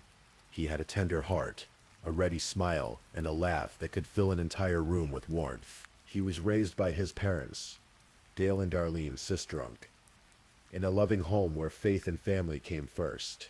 As a baby, Carson had been dedicated to God, and his parents cherished every moment of the 24 years they were given with their son. Carson had a brother named Clint, and together they shared the kind of bond that only siblings can understand. From the time he could walk, Carson loved the outdoors. Fishing and hunting weren't just hobbies for him. They were passions that connected him to the land, to tradition, to his father. His obituary would later recall how, as soon as he was old enough, young Carson would strap on his holster and guns and head out on his bicycle to hunt. Every March, he and his father would prepare barrels for hand-grabbing fish in May. Carson never hesitated to jump into cold water to set up those barrels, his joy overriding any discomfort. Those who knew Carson described him as someone who loved unconditionally, someone who never judged anyone, someone who was always ready to help. He was a hard worker, employed and reliable. He would give you the shirt off his back if you needed it. His best friend would later say at his funeral that Carson wasn't the loudest person in any group, but he had a way about him that drew people in. It was that sweet, tender spirit. He was the best of them. In early September of 2022, Carson was living his life, working his job, spending time with his family, and like many young people of his generation, connecting with others through social media. Snapchat. A simple app where messages disappear, where connections feel temporary and light. It's where Carson met Sierra Jane Insco. Sierra was 20 years old, originally from Nashville, Tennessee. Though she had recently arrived in Mississippi, she and Carson began chatting through the app, exchanging messages, getting to know each other in the way that modern relationships often begin, through screens and typed words and shared photos that vanish after being viewed. They hadn't known each other long, but there was a spark there, or at least Carson thought so. He was looking for connection, maybe adventure. Certainly nothing more complicated than spending time with someone new. To Carson, this was an opportunity to meet someone interesting, to have fun, to see where things might go. But Sierra's intentions were vastly different from Carson's. According to prosecutors who would later examine the case, Sierra had been telling people something very specific in the days and weeks leading up to her meeting with Carson. She had been saying that she was going to have a truck by her birthday, and Carson's sistrunk owned a very nice truck. A silver Ford Raptor with a distinctive dark-colored hood.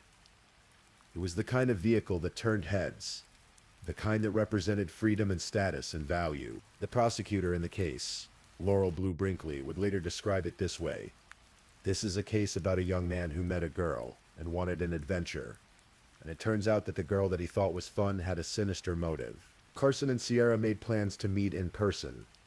It was Labor Day weekend, 2022, September 4th, to be exact. A Sunday, the kind of late summer day in Mississippi where the heat still hangs heavy in the air, where the cicadas sing their endless song, where the world feels slow and peaceful. Carson told his family he was going to meet the woman he'd been talking to on Snapchat. Then he climbed into his silver Ford Raptor and drove away from his home in Pearl. He had no idea that this would be the last time his family would see him alive. Labor Day weekend came and went. By Tuesday, September 6th, Carson's mother, Darlene, was worried. Her son hadn't made contact. He hadn't responded to messages. And most concerning of all, Carson didn't show up for work that Tuesday morning. Darlene's sistrunk knew her son. She knew his habits, his reliability, his nature. Carson wasn't the type to simply disappear without a word. She later told investigators in the television program Snapped, "I had a bad gut feeling. I just really started praying and just saying, Carson, where are you?" That prayer would go unanswered in the way she hoped. Darlene contacted law enforcement in Rankin County, filing a missing person report. The investigation began immediately. Officers knew that in missing person cases, the first 48 hours are critical. Every moment counts. Darlene shared a debit card with her son, a common arrangement between parents and adult children. Investigators examined the recent transactions on that card, looking for clues to Carson's whereabouts. What they found was concerning. Carson's last transaction had occurred at a rural convenience store in a town called New Hebron, about 50 miles south of Pearl. New Hebron was not a place Carson typically went. It was a small rural area known to locals for its many oil and gas wells scattered across open farmland. It was remote, quiet, the kind of place where you could be alone for miles. But Carson wasn't alone there. Or at least he hadn't been. Authorities put out an alert for local sheriff's deputies to be on the lookout for Carson's distinctive vehicle, that silver Ford Raptor with the dark hood. They knew finding the truck might be the key to finding Carson. They found the truck on September 6th, Tuesday, just 2 days after Carson had disappeared. It was parked at that same convenience store in New Hebron, where Carson had made his last debit card purchase. But Carson wasn't with the truck. Instead, a woman was behind the wheel. A woman who matched the description of the person Carson had gone to meet. Her name was Sierra Jane Insco, and she was surrounded by onlookers at the convenience store, casually driving Carson's vehicle as if it belonged to her, and she had something else. Something that immediately raised red flags for law enforcement. She had Carson's truck keys in her possession. When questioned by law enforcement, Sierra's story was simple. Too simple. She claimed she didn't know who Carson's sistrunk was. She said she'd recently purchased the truck from another local man, someone she knew only by a nickname. She couldn't provide much detail about this mysterious seller. She said she'd been with a small group of friends on the night of Carson's disappearance, but not with Carson himself. Investigators were immediately suspicious. The story had too many holes, too many convenient gaps. A woman driving a missing man's truck, with his keys, claiming she'd bought it from someone she barely knew, just days after that man vanished. It didn't add up, but Sierra agreed to cooperate. She told investigators she'd take them to a remote location where she claimed to have taken her friends for a night of partying. It was an oil well site, one of the many scattered throughout the area. Law enforcement followed her there, bringing a wrecker with Carson's truck in tow. What they found at that site would change everything. When they arrived at the remote gas well location, it was nighttime. Officers shone their lights across Carson's truck, examining it more carefully than they had been able to do at the convenience store. And that's when they saw it. Teen blood. Frank Riley, a special agent with the Mississippi Bureau of Investigation, later described what he observed. He noticed blood on the bottom of the tailgate. Looking closer, he could see remnants of blood inside the truck. In the cracks and crevices, debris scattered in the truck bed. It appeared someone had tried to wash it out with a water hose at some point, but traces remained.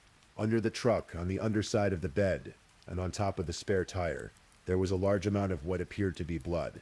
I knew that something bad had happened to somebody or something, Riley told Snapped. When confronted with the blood, Sierra had an explanation ready. She claimed she'd hit a deer with the truck, but the vehicle's bodywork showed no signs of a collision. No damage that would indicate hitting an animal, especially not an animal large enough to cause that much blood.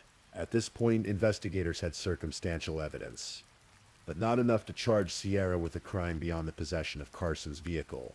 With Carson still missing and his body not yet found, they had to release her from custody. But they kept watching. They kept investigating, because somewhere out there in the Mississippi darkness, Carson's sister was still missing, and everyone feared what they might eventually find.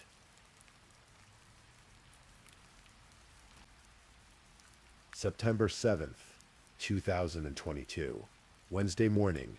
Just 3 days after Carson disappeared, pipeline workers were making their rounds along Golf Camp Road, a gravel road that wound through the oil fields of Jefferson Davis County.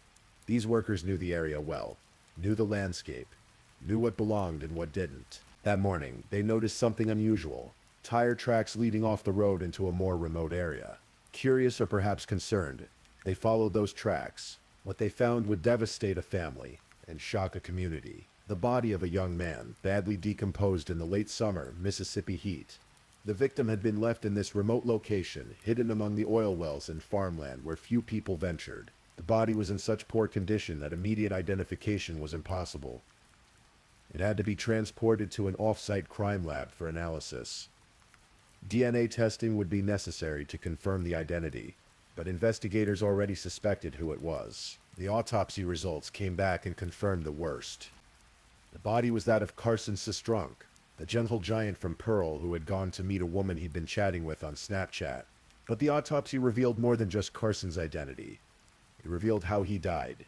Carson had been shot 3 times with a 9mm firearm. The diagonal trajectory of the wounds indicated that the shooter had been aiming upward toward their targets, suggesting Carson may have been standing or that his killer shot him from a lower position. The forensic evidence painted a picture of a calculated act, not a struggle or accident. Carson Sistrunk, who loved unconditionally and never judged anyone, who would help anyone who needed it, who just wanted to meet someone new and maybe have a little adventure, had been murdered in cold blood.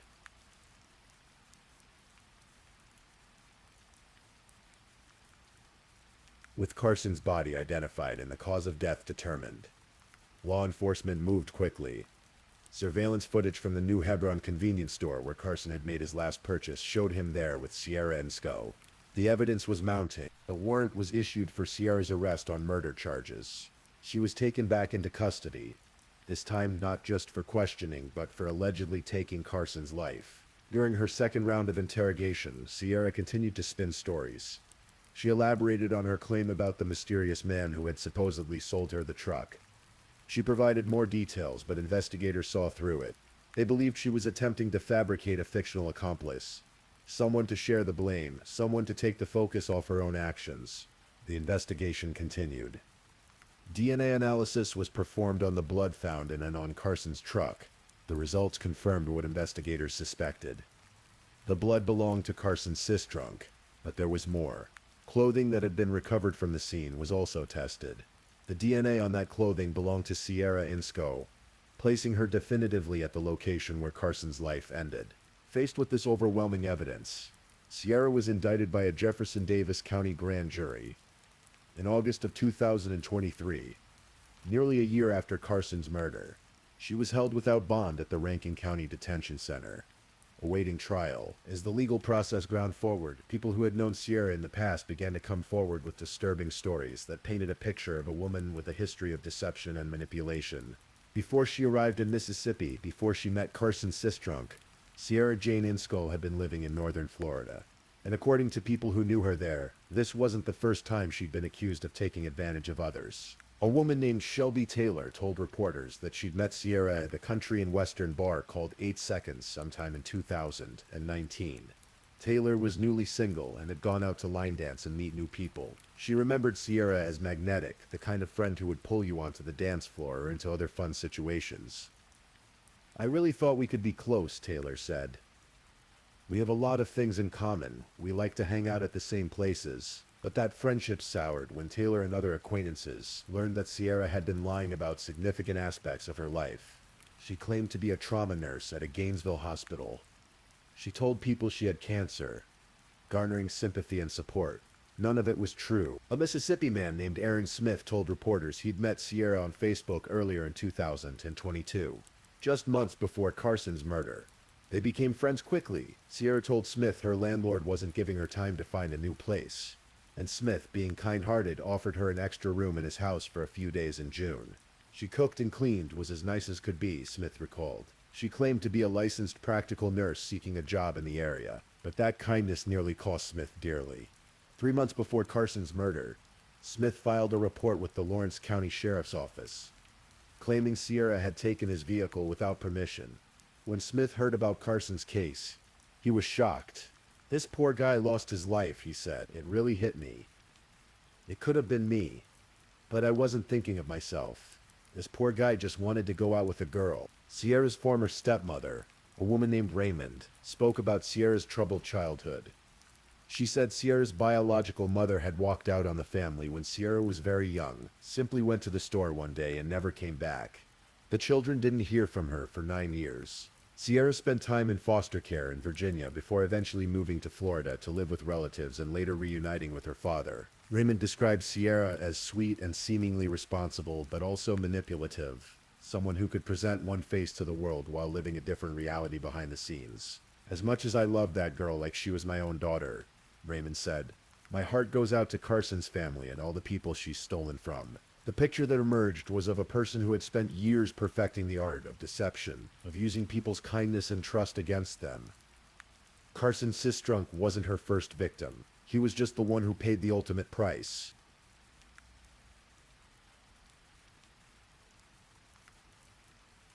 As Sierra sat in jail awaiting trial, Carson's family and friends struggled to cope with their loss. At his funeral service at First Pentecostal Church, a reverend compared Carson's fate to the biblical story of Samson and Delilah, saying that just as Samson came with pure motives and genuineness while Delilah came with greed, Carson had walked into a trap. So when she meets and greets Samson at the door, he is there in sincerity. She is there because of greed, the preacher said. In other words, Samson walks into a trap. Carson's family and friends filled social media with tributes and expressions of grief.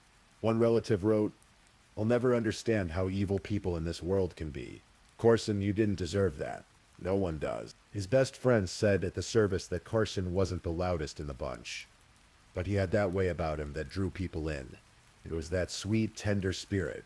He was the best of us. Some family members posted claims that Sierra, and possibly others, had forced Carson to withdraw funds from an ATM and sign over his truck title before killing him, though no other suspects were ever charged. The full details of Carson's final hours may never be fully known. Sierra was scheduled for trial, but before that could happen, she made a decision. On July 16th, 2024, nearly 2 years after Carson's murder, Sierra Jane Inskoll appeared before 15th Circuit Court Judge Richelle Lumpkin and pleaded guilty to second-degree murder. For the first time since Carson's death, Sierra admitted responsibility. During her plea hearing, she addressed Carson's family directly. Prosecutor Reginald Chip Lewis later described that moment. She gave an allocution that lasted 10 minutes, and I'll never forget. She opened with, "I did it. I'm sorry. I killed him.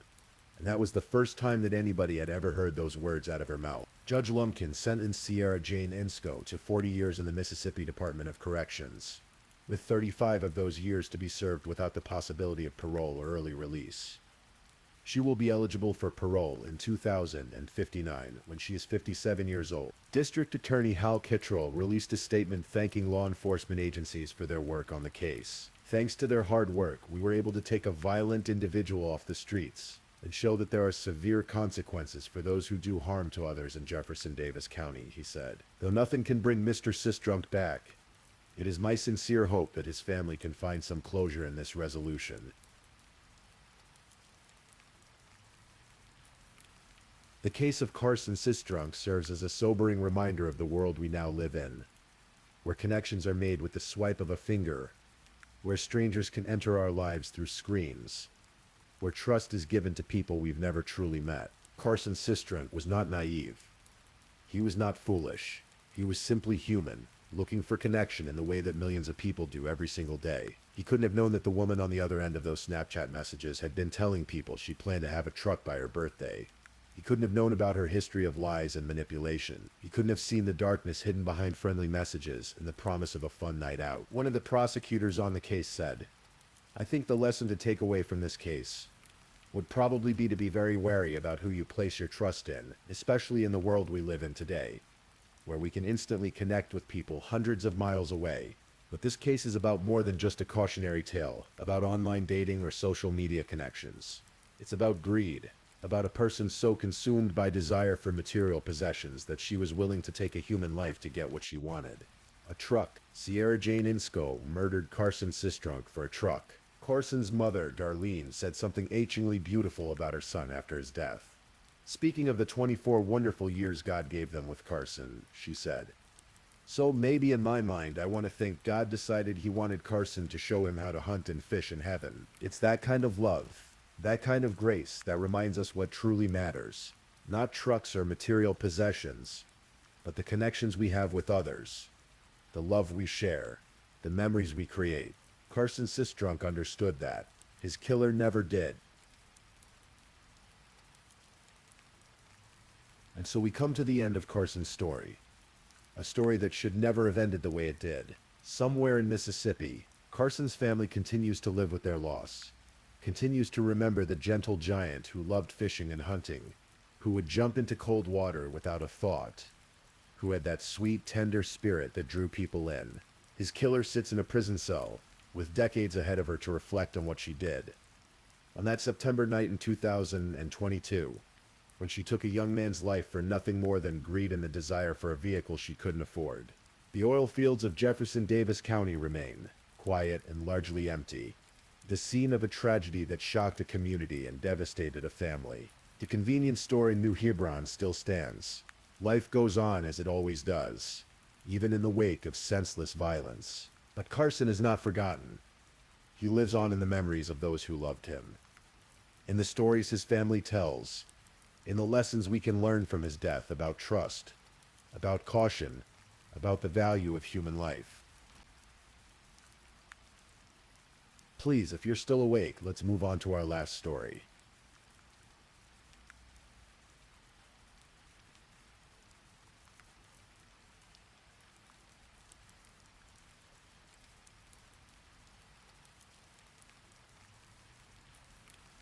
Story 5.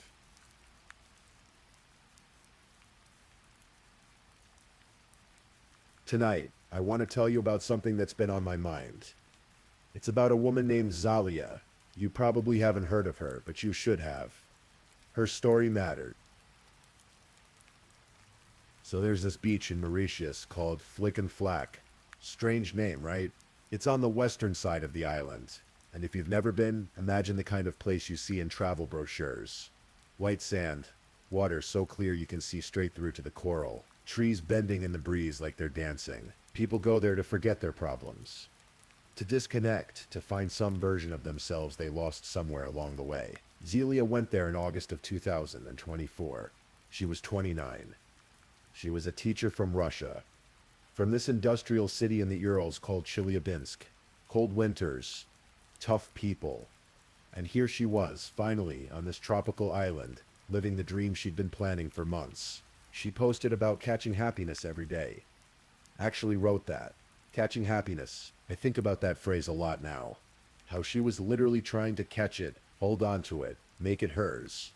And how close she came. And how it all fell apart in the worst possible way. Look, I need you to understand who Zalia was before we get into the rest of this. Because she wasn't just a headline. She wasn't just another true crime case. She taught at a university back in Chelyabinsk. English, I think, or maybe languages. The kind of teacher students actually remembered, you know? Ones who made class interesting. Who cared. Back in 2014, she got picked to carry the Olympic torch in Sochi. Think about that for a second. Out of everyone, they chose her. There's this photo somewhere of her holding that flame, smiling like she knew she was part of something bigger. That was Zalia, always looking for the next experience, the next adventure. By August 2024, she'd quit her job. Just up and left. She and her friend Elena decided they were going to travel the world properly. Not the 2-week vacation thing where you sprint through a country taking selfies. The real thing. Slow travel, staying in places long enough to actually feel them. They'd rented this little apartment near Flick and Flock Beach. Could hear the ocean from the window. The plan was to spend time in Mauritius, really get to know it, then head to Madagascar on September 1st. Zalia was all over social media, documenting everything. The sunsets, the fishing boats, the endless blue of the Indian Ocean. She seemed genuinely happy, the kind of happy that makes you think, yeah, she's figured something out that the rest of us haven't. But someone else was watching those posts too. Rebellious, for all its beauty, can be lonely for travelers. Sure, you have your travel companion, but there's something appealing about connecting with locals, about seeing a place through the eyes of someone who calls it home. Zalia was using Tinder, the dating app that has become ubiquitous in the modern world. A swipe right, a match, a conversation. So simple, so ordinary. That's how she met Puryavar Singh Sunder. He was also 29 years old, an IT engineer living in Mauritius. In his profile photos, he probably looked friendly enough. Normal enough. He was a local who could show her around, take her to places tourists don't usually see. They began talking. Then they made plans to meet. Looking back now with the awful knowledge of what happened next, it's easy to judge, to say she should have been more careful. But here's the truth. Zalia was doing exactly what millions of people do every single day. She was trying to make a human connection in an unfamiliar place. She wanted to see the island through local eyes. There was no way she could have known what was really happening. Because while Zalia saw this as a casual connection, a way to enhance her travel experience, Puryavar Singh Sunder was building something entirely different in his mind. He was constructing a fantasy. He later told police that he was deeply in love with Zalia, that he was planning to marry her, but they had only just met. This is where the story takes its dark turn. This is where obsession begins to masquerade as love. Saturday, August 17th, 2024. The day began like any other in paradise. The sun rose over the Indian Ocean, casting its golden light across Fleck and Flack. Tourists and locals alike prepared for another day of swimming, sunbathing, exploring. Zalia got dressed that morning in a white and blue dress. Simple, summery, perfect for a day of sightseeing. Puryavar Singh had offered to take her around the island. He would pick her up in his blue Toyota. They would see the sights together. Just a casual day trip. Nothing unusual about that. Elena, Zalia's travel companion, must have watched her leave. Must have said goodbye, expecting to see her friend again that evening, eager to hear about her adventures. There is surveillance footage from that day. Grainy, distant, but clear enough. It shows Zalia walking toward the blue Toyota, her white and blue dress bright against the tropical background. She gets into the car. The door closes. The car pulls away. That footage would later be played over and over by investigators, by news outlets, by anyone trying to understand what happened. It captures the last moments of Zalia's life as a free woman. The last time she smiled, unaware. The last time anyone who loved her would see her alive. Hours passed. Then a day. Elena waited for her friend to return. By Sunday, Elena was worried enough to report Zalia missing. She went to the authorities, explained that her friend had gone out the previous day and never came back. She gave them all the information she had. The man from Tinder, the blue Toyota, the white and blue dress. But then something strange happened. Zalia's relatives back in Russia began receiving messages, text messages, supposedly from Zalia herself. The messages said she had decided to disappear. She wanted to be left alone. "Don't contact me," the messages said. "Don't look for me." Can you imagine receiving those messages? The confusion, the hurt, the disbelief. This wasn't like Zalia at all. She was close to her family, her parents, her brother Timur. They had been following her journey, celebrating her adventures. And now this. Something was very, very wrong. The police investigation intensified. They looked at the surveillance footage again. They identified the blue Toyota. They traced it to its owner, Puryavir Singh Sundur. When the police examined his car, they found blood. Zalia's blood. Under questioning, Sundur's carefully constructed facade began to crack, and finally he confessed.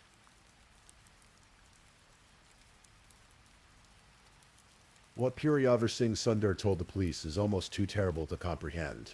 He said he had taken Zalia on a tour of the island that Saturday. They had driven through Mauritius's winding roads, past sugarcane plantations, and volcanic mountains. He was showing her his home, or so Zalia thought, but Sundur had something else on his mind. He told investigators that he had learned about his new girlfriend's infidelity. Think about that phrase, new girlfriend. They had known each other for just a short time, yet in his mind, Zalia was already his girlfriend, his property, his to control. And infidelity? What did he think he had discovered? Perhaps Zalia had mentioned she was traveling with Elena. Perhaps she had talked about past relationships. Or maybe even other matches on Tinder. We don't know.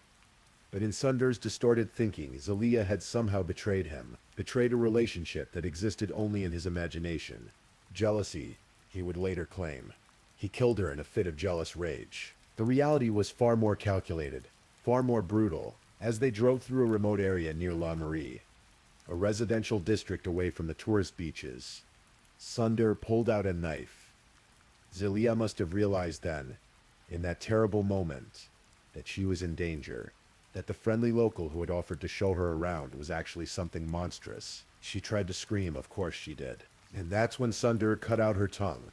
Let me say that again because it's important to understand the level of violence, of hatred, of control at play here. He cut out her tongue so she couldn't call for help, so she couldn't scream, so no one would come running to save her. Then he stabbed her, multiple times in the chest.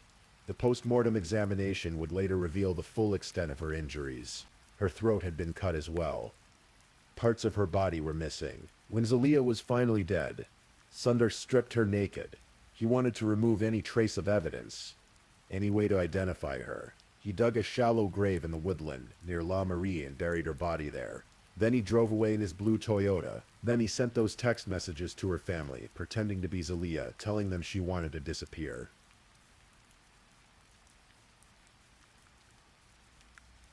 On Thursday, August 22nd, 2024, 5 days after Zalia had gotten into that blue Toyota, the police found her body. Puryavir Singh Sundur had led them to the grave. Once confronted with the blood evidence in his car, once the walls closed in around him, he confessed and showed them where he had buried her. The grave was shallow, makeshift. In the woodland of La Marie, far from the white sand beaches and turquoise waters that had drawn Zalia to Mauritius in the first place, her body was naked, just as Sundur had left it. Mutilated, multiple stab wounds to her chest, her tongue cut out, parts of her throat missing.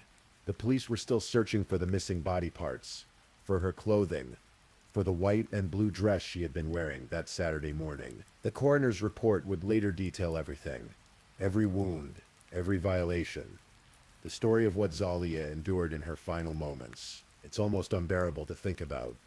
A young woman who came to an island paradise seeking adventure and happiness, meeting instead the worst kind of monster.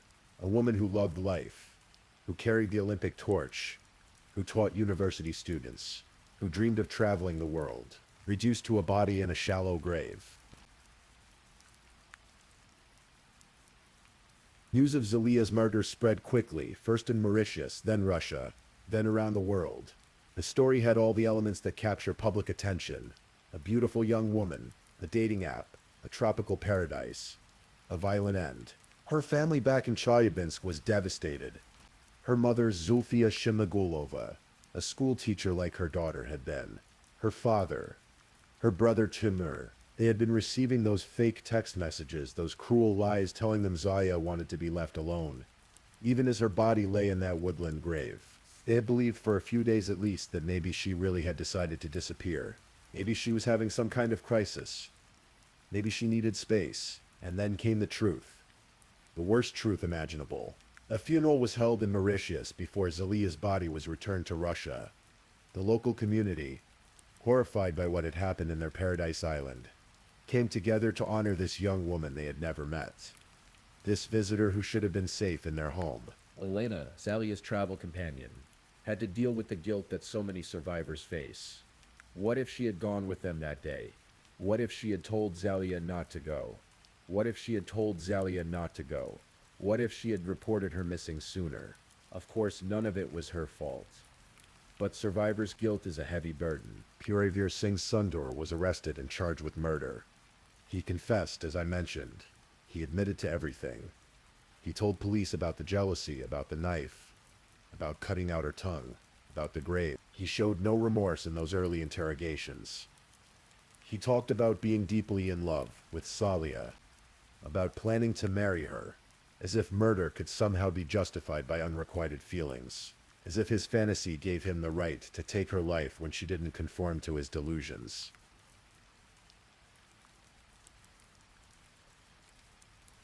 It's important, I think, to step back for a moment and try to understand what really happened here, not to excuse it, never to excuse it, but to understand it, because understanding is how we prevent future tragedies. This wasn't really a story about Tinder, although that's how they met.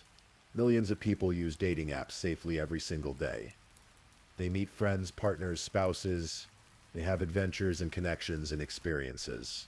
This wasn't really a story about traveling alone as a woman, although that's the angle many news outlets took.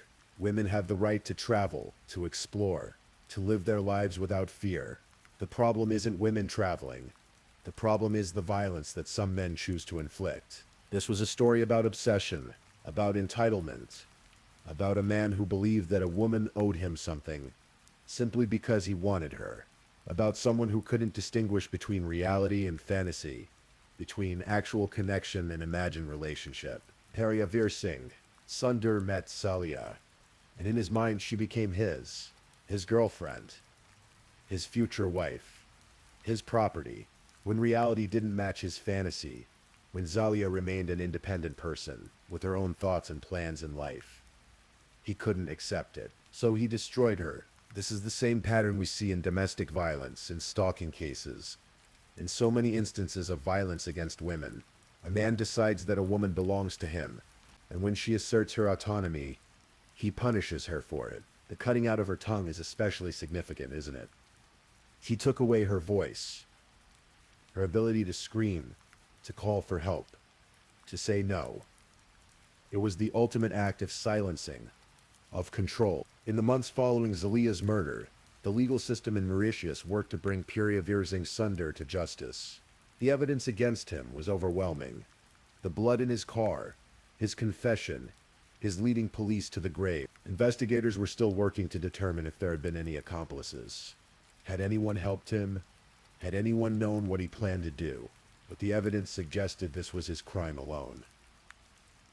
His obsession, his violence. The case drew attention to the broader issues of violence against women, both in Mauritius and around the world. Dating app safety, the vulnerability of tourists, the warning signs of obsessive behavior. But for Zalia's family, no legal proceeding could bring her back. No punishment for Sundur could undo what had been done. Their daughter, their sister, was gone. Her dreams of traveling to Madagascar, of seeing more of the world, of continuing her career as a teacher, all of it ended in that woodland grave. Her social media posts remain online, if you look for them, catching happiness every day. She had written from Mauritius. The last happy moments of a life that should have stretched decades into the future. The waves still roll onto Flick and Flack Beach. The sun still sets in brilliant orange and pink over the Indian Ocean. Life continues on that small island paradise, as it does everywhere. But for one young woman who came seeking happiness, that paradise became a grave. Zalia Shemigulova's story is a reminder of the darkness that can lurk behind a friendly smile, a dating app match, an offer to show someone around. It's a reminder that obsession is dangerous, that entitlement can be deadly, that we must always be vigilant. But more than that, it's a reminder that Zalia was a real person. She had hopes and dreams and plans. She had people who loved her. She had a future that should have unfolded over decades, not ended in violence after 29 years. Her family flew her body home to Chelyabinsk, back to the Ural Mountains where she had grown up, back to the place where people had watched her carry the Olympic torch. Proud of their daughter who was seeing the world, they buried her there, far from the tropical island where she died. And somewhere, on some server, her social media posts remain. Catching happiness every day, she wrote, just days before she was killed. That's what she was doing. That's all she was trying to do. Catch happiness. Experience life. See the world. She deserved the chance to keep doing that. Rest in peace, Zalia Shamigulova. May your story serve as both a warning and a remembrance. A warning about the dangers that still exist in our world, and a remembrance of a life that burned bright, even if it was extinguished far too soon. Thank you for listening to tonight's true crime story. Rest peacefully knowing that another story awaits you next time, ready to accompany you on another journey toward restorative sleep. But if you're still awake, don't forget to like and subscribe so you don't miss our next true crime stories. And until next time, stay safe and take care. Good night.